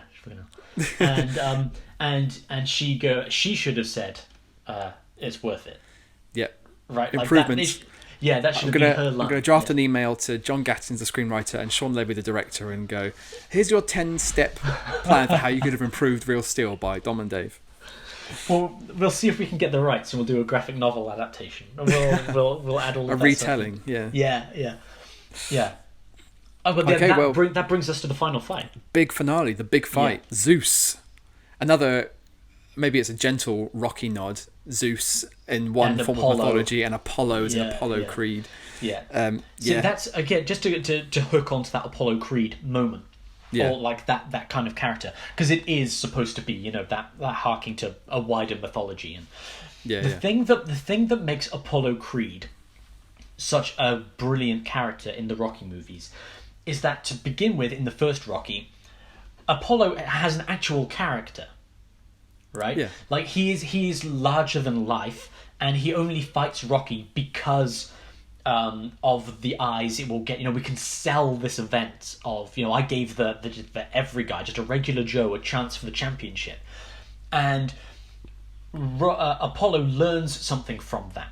But Apollo is a perfect antagonist because he's not even an antagonist, right? He's giving the protagonist a chance, even though he's arrogant enough to believe that the chance doesn't mean anything, right? Yeah. Apollo's lack of heart is the difference between him and Rocky, because Apollo is a far superior boxer in like every way. Like he's a better fighter. He's got the charisma. He's Muhammad Ali, right? That's whereas Rocky is just a guy who's got heart. And that's kind of what the Takmashido and the Russian lady are missing, is Apollo Creed's character. They need to have that. For the movie to take another step up, they need to be, they need to be Carl Weathers, and that's kind of the problem. That's hard, yeah. Well, maybe you need Zeus to kind of pull you in, and for us to the audience to be like, I know, we want Atom to win, but Zeus is really fucking cool. I won't mind if Atom doesn't win, but then there is nothing about Zeus, at least from my perspective, that I thought this was a really cool robot. No, even the design isn't that design's unique not in super comparison cool to the other robots that we see. Yeah. Like, we get that moment where earlier in the movie, Zeus walks past Max, and Max is like, oh my fucking god, that's Zeus. Yeah. And that's kind of that awe-inspiring moment where we realise that Max wants to be Zeus. But I think the part of the problem with it is that Zeus is just supposed to be scary, right? It's just this matte black, terrifying design. But what it should be instead is that Apollo Creed style red, white and blue, like the people's champion kind of thing. So that when Atom does beat it, we realise again that actually being the people's champion isn't just waving the flag or a corporate sponsorship. It's, having the heart to see your way through the fight. But Zeus doesn't mean anything. He's just a threat. He's just like Takmashido, we said before. He's just a two-dimensional, with a pantomime villain. There's no question about what he is or who he is. He's just there for the hero to fight. That's it. Yeah. But yeah, that final fight really is all about Charlie and Max, I think. Yeah. Yeah, and this is where it builds up to your final daddy issues moments, I think. Yeah, no, it is, and I initially, even though like we had said at the beginning, hours ago, that this was one of the first things I ever wanted to talk about in terms of a daddy issues thing, but I couldn't really. Watching it the second time, maybe it's more than the second time. Watching it recently, for this, I still couldn't really put my finger on why it affects me, and it wasn't until I was like drawing up my notes and reading through what I'd written down that I put my finger on it, and we'll get to it when we get to it. Okay. But just to go through a bit of how the fight goes. There's the third time that Max fathers Charlie, where it's Max because obviously Charlie is kind of piloting Atom, and he has been throughout all these fights. Max is kind of just there as a cheerleader, and it's Max who says to Charlie, not to Atom, to Charlie, is like, you can do this, you can do it. Mm-hmm. I believe in you. Then it goes through the sort of typical boxing movie kind of thing, especially in the Rocky kind of structure, where the person we're rooting for is the underdog and shouldn't really win, and most people in the whole movie has been framing it around like Atom shouldn't survive a round, shouldn't have survived minutes against this thing, but he does, and then that kind of gets the crowd up and gets the drama up and the tension up. But obviously Atom is getting the shit kicked out of him, and like we said before, it's some reason that Atom is a kind of a fighter that just can keep getting hits and keep getting back up. But it's a robot. It's not a person. It doesn't need heart to continue or to get up. It just needs all of its pieces to still be together and the motors to be functioning and stuff. And that's when something does go wrong, and the voice command system that they had taken out of Noisy Boy and put into Atom, and Charlie had been operating Atom verbally this whole time, that's the thing that gets damaged, and he can no longer hear his commands. So we have to go back to where this all began, in the shadow mode. Mm-hmm. And so instead of wearing a headset and speaking to Atom, Charlie has to stand on the edge of the ring and shadow box, and so that Atom can copy him. So at that point, we sort of hinted at it before. This is literally Atom and Charlie become the same person. Yeah. And now Charlie is fighting Zeus, not Atom anymore. Yeah. And that's the end. And just like we had when Charlie was training, we actually get to see him swinging his punches and moving and being a boxer again. Dodging and weaving. And that's when we build up to... I mean, that part has a great moment that I would put in any movie where anybody fights anything, and I love it when it happens. Yeah. What do you think it is? Is it the flying punch? It's the rocket punch. Yes. Yeah. I fucking love a rocket punch. It's so great. I think Iron Man does it in one of the Iron Man movies, and Charlie. And it's not. And the fact that they do it, like they haven't programmed in the rocket punch, so Charlie can go rocket punch, and then Atom jumps up and does a bam. That's actually Charlie. Charlie does it on the side of the ring. I think we see it in one shot. Don't we? Where Charlie's doing it and Atom's doing it, and then in one doing shot it behind him. Yeah, and it's just like, bam! It's something about a rocket punch. It's so impractical in a real fight, but it looks so fucking cool.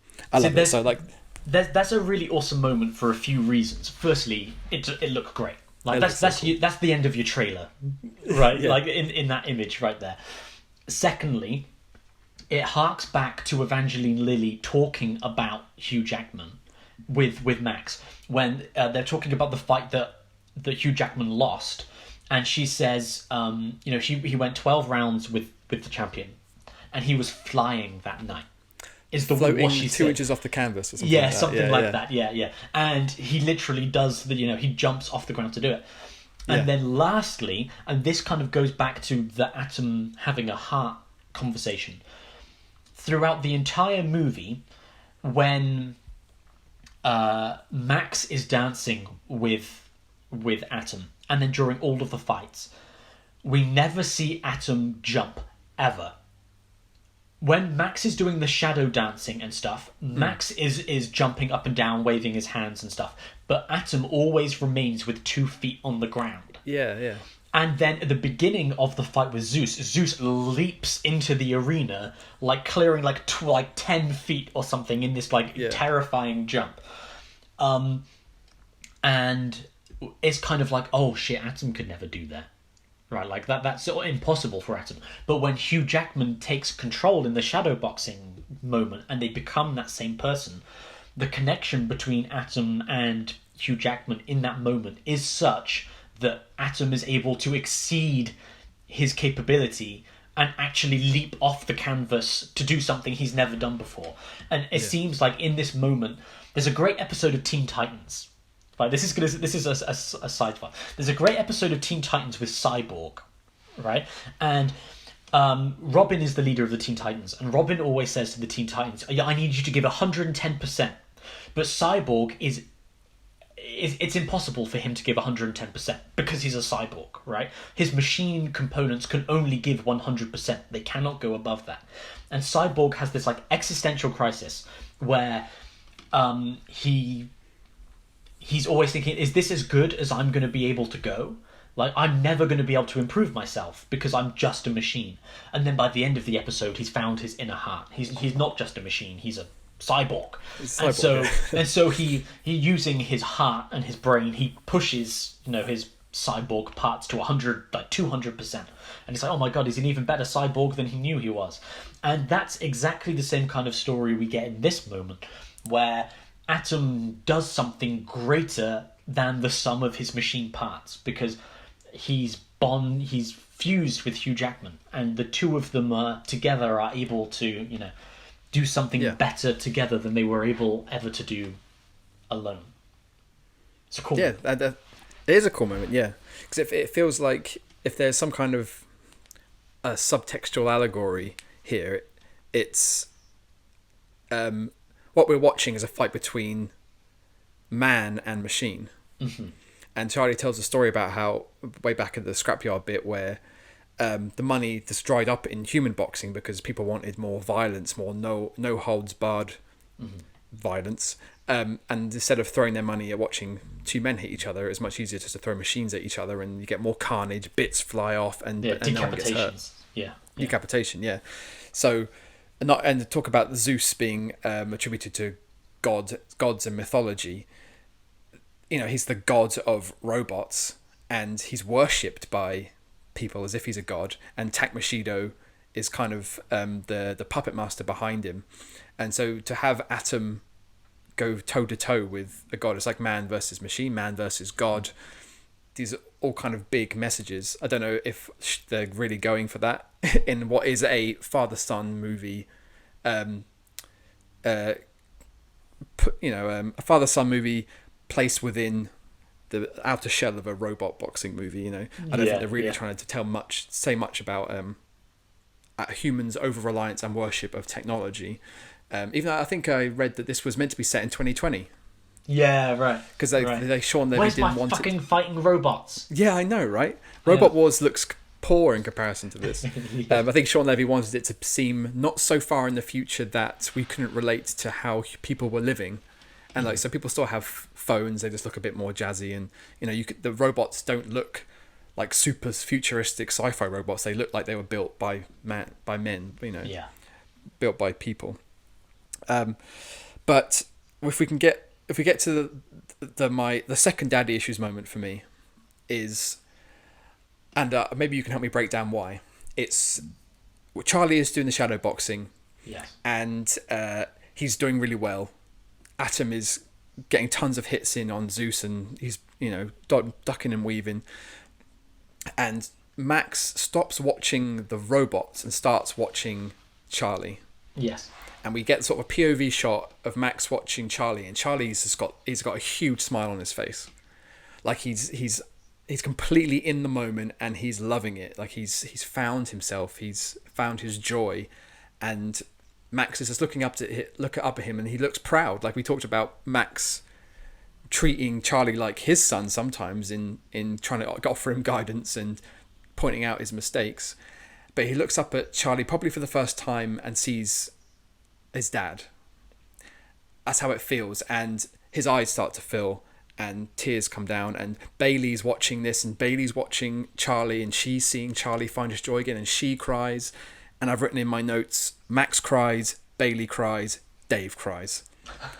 Like I'm in that moment. It's all in slow motion too, so you kind of feel like it's the moment lasts forever, and that kind of coupled with the sports movie drama, which again, like I say, I'm a sucker for. I could, watch a film about the ragtag group of kids beat the rich kids in a game of pee-wee football, and that would get my emotions going. So it's got it all maelstroming around, and but then the fight is called. Time's up. All the 5 rounds are over. No clear winner. The fact that Atom has survived this long, the fact that Charlie has got Atom to this point, is the crowd goes nuts. Takamishido loses his shit, punches, smashes up his console, like, no, this is impossible. And again, that would have, at that moment, would have been improved by your backstory about, and that could have been him seeing the error of his ways, and seeing that if he had stuck true to his passion and to his joy and been more like Max, then he could have sold himself out and still lost in the end. Yeah. Even though, spoiler alert at this point in the podcast, Zeus is a judge too of 1 on points. Yeah. Takamishido doesn't give a shit. As far as he's concerned, he's lost. That is it. His machine has been defeated, or his machine didn't win. So his whole life is probably thrown in. Maybe there's an epilogue where Takamishido gets depressed, and we can follow what happens to him. Everyone loves Atom. Everyone loves Max. He gets his little interview on the mat, like he did after they won against Twin Cities. And the commentator's like, this is the part that kind of takes me out of it for a moment. The commentator says that they're already calling you the People's Champion, and Max is like, People's Champion? And I think he says, we're okay with that, or that sounds pretty good to me. Sounds pretty good to me. And I'm like, oh, lame. But okay, the sports movies, they always have lame dialogue at the end. So I'm taken out of it for a moment, but then I'm pulled right back in, where he runs to Charlie shouting, Dad, Dad, Dad. Yeah, first time I've heard him time. say it. Yeah. And they have a huge hug. And again, Hugh Jackman's face, as soon as his face shows just emotion, like he can't hold on anymore. He's so happy, he's so emotional. That sends me. That was, if the last daddy issues moment was I'm welling up. This is the moment where there are tears running down my face. And Charlie puts Max back down. He's like, listen, I really want you to know. No, I need you to know. And he can't get his words out, and Max kind of just goes, it's fine, whatever. He says another corny line that I don't like, so I'm not going to say it out loud. But it's at this moment where I kind of, again, reading through my notes here, I've realised something that is key for me. What makes a daddy issues moment a daddy issues moment for Dave is when strong, emotionally stunted male figures can't express their emotions, but they're clearly bubbling over with something they need to say or how they're feeling. When I see that, I can't hold on anymore. And there's got to be something in that, hasn't there? Yeah. I think that moment you were saying earlier on, where Hugh Jackman is doing the shadow boxing, and everyone's crying at that point. I think that's where the strength of having Evangeline Lilly's character really comes through. Because if it was just looking at Max and looking at Hugh Jackman, we'd be like, oh yeah, that's emotional. But what we instead get is another person who is able to process what they are seeing in this moment. And it's this triangle of emotion that really gives it that moment some strength. Because it's not just us who recognizes what this moment means to everyone. Evangeline Lilly understands, as we do, the audience, what this moment means for Hugh Jackman, because she is seeing in him this moment that he lost back in that, fight against the champion where he went all 12 rounds and lost. But he fought and fought, and he found himself. He found himself in that fight all those years ago, and then lost the great man that he had become, thinking it was never going to happen again. But she feels that love and appreciation for him. And then in seeing Max, this actually made me think of our Indiana Jones episode, where this is the first time that Max gets to see in his father gets to see his father at his best, right? He gets to see who his father really is, not the baggage that he is attached to his father, not the terrible things that that he's done in his life, or the drunk, the gambler. He gets to see his father in his purest form, and that's a really unique kind of moment there. And it's not just us seeing it and going, oh look, Max is crying, that's nice. It's we get to see how they're feeling, and then we get to see somebody else recognizing that they're feeling those things. Because in that moment, the only people who are looking outside of the ring are Max, who is finally looking at his father and seeing a man that he loves, and that's a pure expression of love. And then Evangeline Lilly, who is the only person in the entire arena who is watching them.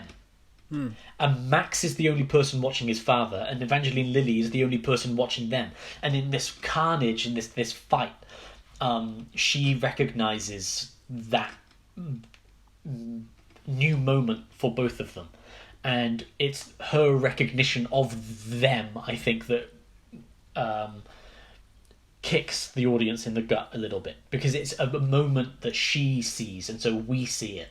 And we get to see it twice. We see it as the audience, and we see it as her. And that's, it's a really well directed, well crafted moment that definitely tugs on the heartstrings. Cool. Yeah, that's a great observation. Yeah. Nice one. So is that the kind of thing that maybe bumps this from a 6 out of 10 to a 6.5? That's a good handling of that moment. Well, that's a 6.57 moment. For sure. I'm glad to hear it. Yeah, I was going to say, I think the third act of this movie is pure Hollywood cheese at its best, right? I say that as a like this is an accomplishment of Hollywood cheesy filmmaking in a way that I love, right? The parts of it that let it down for me are those earlier moments in the film where I find Max is just an unlikable character at the beginning, especially. And Charlie obviously is designed to be is supposed to grow into a good person as it goes on. But neither of them are good characters in that film until they progress through that second act and really get to know one another. But it's a film that requires you to be patient with it. And you have to be patient enough to watch their relationship change into likable characters. And that's kind of a unique movie thing as well. Because I was thinking, if I was watching this in the cinema and it got to that moment where we see Atom for the first time, which is like 30 minutes into the movie, would I have lost patience in this film by now? Or would I, still be raring to go with it? And I think it does take a long time for you to really enjoy the characters, because Hugh Jackman is designed to be a dick.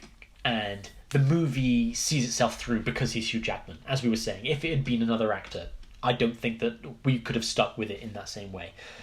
And the actor who plays Max, what's his name? Dakota Goyo is doing the best thing that he can as a child actor. I think as the movie goes on, he does pretty well, actually. There's those emotional moments are well acted. He does a good job. But at the beginning, he's just an unlikable kid. He's just a douchebag. And do you think? I think. Do you not have any sympathy for him in his situation? Because before we meet him, he's a kid who is his mum's just died. His only parent, his mum, of all people. You know how mums are very volatile things in films. Yeah. His mum has just died. He's 11 years old. He's going to go live with his aunt, and he's kind of embroiled in some weird custody thing. He's not so much of a dick that I can't forgive him being, well, I don't know, it never occurred to me that he was unlikable at the beginning of the film. So I think what he's Maybe missing... you spend a lot more time around children than I do. Maybe you're Well, like, yeah. he's a bad egg. yeah, that might be it. I think he's missing a little bit of the Kevin McAllister. Like, he's missing a bit... What makes Kevin McAllister so great is that... what's the fucking actor's name? Macaulay Culkin. Macaulay Culkin, of course. Macaulay Culkin has a spark in his eyes, right? What makes him different to any other movie with a child actor is that Macaulay Culkin was just uniquely a star when he was like 10 years old, right? Like, he was a star.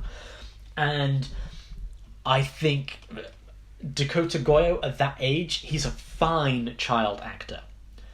But he doesn't have that... He's just missing a spark that makes him come across as a bit of a douche rather than a sympathetic character to me. He's got no charm, you think, then? I think what maybe we could have done with an extra scene with him in Evangeline Lilly, where they actually really connect, where he's like, I just lost my mum and now I'm trapped in this and I don't know what I'm doing and I'm stuck with these robots because this is, I love this is what I do for fun, but this is my life now, and I haven't had a chance to mourn, and, we just need, I don't know, we just need, by the end of the movie, he's a fully likable, sympathetic character, and I'm on board with him, but it takes a while for me to go, yeah, alright, I actually like this character, for me. Okay. Well, that's fair enough. Yeah. I didn't see it that way, but that's why I'm glad we can talk about it this way. So do you think... But when it gets to the end, did you have an emotional response to how it all played out? Oh yeah, you can't. You'd have to be a man of. You'd have to be a metal robot to see that moment and not get emotional. Okay, I'm glad, because that text where you said this has got Jonathan Kent written all over it, I was waiting for you to be like, and that's why this film does fuck all for me. No, I think I do definitely have an emotional connection to it. I just think that it's a film that has a whole bunch of small mistakes and areas that it doesn't explore. And if it wasn't Hugh Jackman, then it needs Hugh Jackman, really. I completely agree. Yeah, he's pulling this movie through by the sheer fact that he's Hugh Jackman. And that's great. That's great. But you've got a whole MCU supporting cast in here. And like everyone in this movie is in a Marvel movie one way or another, I think. Even Dakota Goyo. Yeah, he's young Thor. He's a young Thor. Everybody in this movie is a Marvel movie. Yeah. Hope Smith, who plays Deborah, was Tony Stark's mum. Civil War. Evangeline Lilly, obviously, is the Wasp. Anthony Mackie is the Falcon. Kevin Durand plays Ricky, is fucking the Blob from Thing. Yeah. Who else is in this movie? Is there any other character? Oh, Marvin. I mean, we've listed the main characters. I'll have a look. James Rebhorn. I bet he's in something. I bet he is. Yeah. I feel like he's in a Macaulay Culkin movie, actually. Oh, yeah. He's in Independence Day. Of course, it's not a Marvel movie. Oh, yeah, no. He's the guy who gets fired in Independence Day. Yeah. He's a good actor. The cast is really solid. But the film isn't quite as solid as it could be. And so it does rely on some great performances from those actors to see it through, I think. Yeah. Oh, and what's his name? The guy who plays Tak Mashido, Carl Yoon. He was not been in any Marvel stuff, but he was in Arrow for 19 episodes. He played another Japanese person. Sarab? Is that your DC knowledge? Does that ring any bells? I'm trying to think what episodes that could have been. Have you seen it all? I've seen a lot of it. Yeah, I've definitely seen the ones with him. Way off but piece. I can't. We've been talking far too long. Yeah. So we should really wrap this up. We've been going on for a while. So the way we always wrap these things up is we talk about how these observations and things we might have felt during this thing, during this film, relate to ourselves. And I know I did pick this one. I will let you go first, but I'm reminded of another episode where I mentioned that actually told my dad that about our podcast. I know your dad's an avid listener. So hi, Alex. Yeah, he's the only person who's made it this far. Thanks, Dad. This far, no doubt. We should leave some secret Easter eggs for Dad to see if he actually does make it this far, and then I'll know. Because every time we do one, he sends a message to go, "That was the best one yet," but I don't even know if he's listening. So we should leave like a word, or we should leave a word like elephant, and if he messages me elephant now, I'll know that he's made it to the end. Yeah. Okay. So I look forward to you forwarding me that message as evidence. But anyway, yeah, like I said, I mentioned this podcast to my dad probably 2 years ago, and we were did the first few. Mm-hmm.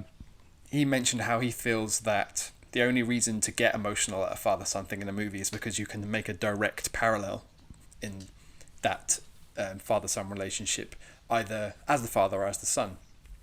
And I feel like there's something I can draw on personally with Real Steel, but I wonder what you have to say about that. Well, unlike your dad, my dad's never fought robots. I know that's a big thing in your family, is your dad. Yeah.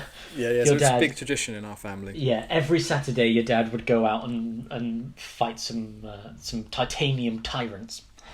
I don't know with this one. This is one of the few ones we've done so far where I don't see much of a connection between the father and son and me and my dad. Maybe I see more of myself going back to the Shining episode, where I could see myself more in Jack Nicholson. I can see more of myself in Hugh Jackman than in the father and son relationship, and not in the way that Hugh Jackman is really fit and handsome and successful and gets to go out with Evangeline Lilly. But just that. What happens if you stop, right? If you give up on your dream and then end up having to live with the fact that there was one thing you always wanted to do and you gave up on it. I can see that as a bit of a warning, maybe. And then just generally being a bit of a scumbag. I think I can connect to that part of Hugh Jackman. But other than that, there's not much about the father-son stuff in this that I really connected to in that way. It did make me emotional, for sure, and I think it's a well-crafted story.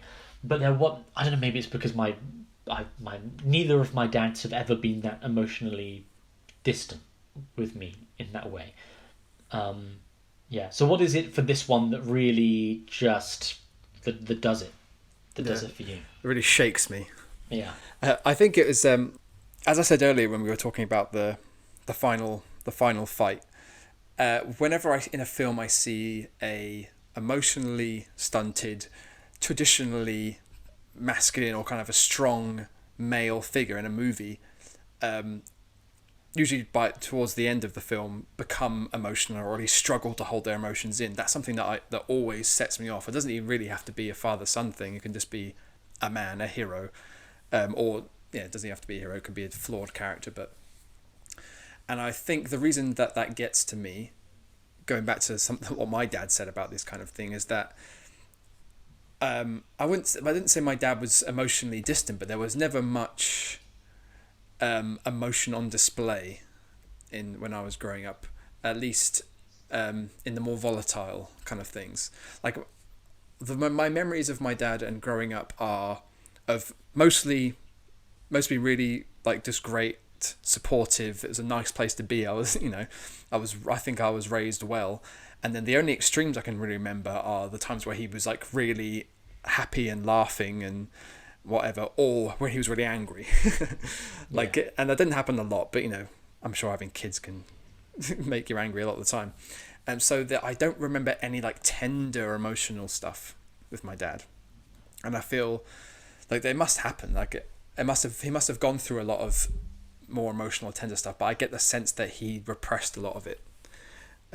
I know, like I've mentioned 100 times, that he used to be a policeman, and that wasn't really he was not made for that by any means. And I think a lot of what he had to do and what he saw, he found very difficult to deal with emotionally. So being in the police, he couldn't really let that show, so he repressed it all. And I think that's a habit that he got into, that whenever a difficult emotion came up, he would just hold it in, he would just repress it. So the only times I can really remember him exploding with emotion is in anger. I don't remember seeing him get sad about anything, or letting something upset him in that way. When I was, I guess, how old was I? 18 or so. Our family dog passed away, a golden retriever called Max, and we miss him a lot. R.I.P. But I was working full time then, but still living at home. But I didn't spend an awful lot of time with my parents. I would just come and go.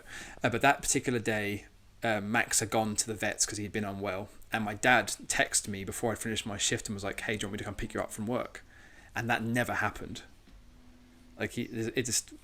So I quickly put two and two together that Max had been to the vet. My dad was going to pick me up from work. This is probably not going to be good news. So we're in the car driving home, and he breaks to me that they couldn't do anything for him and they had to put Max down. And oh God. And, doggy issues. No, actually, I'm thinking about my dad, and he breaks this sad news to me whilst driving and not looking at me once. Like, I'm not always looking at him, but, you know, I look up every once in a while and he's always got his eyes on the road and he's just telling me factually what had happened and whatever, and they, you know, had to put him out of his misery, essentially. And he's not getting emotional at that point, but he's not really engaging beyond the facts. And so I'm not really... I was kind of expecting it, so I'm not feeling particularly emotional either. I'm just like, oh, that's a bummer. Like, this is sad.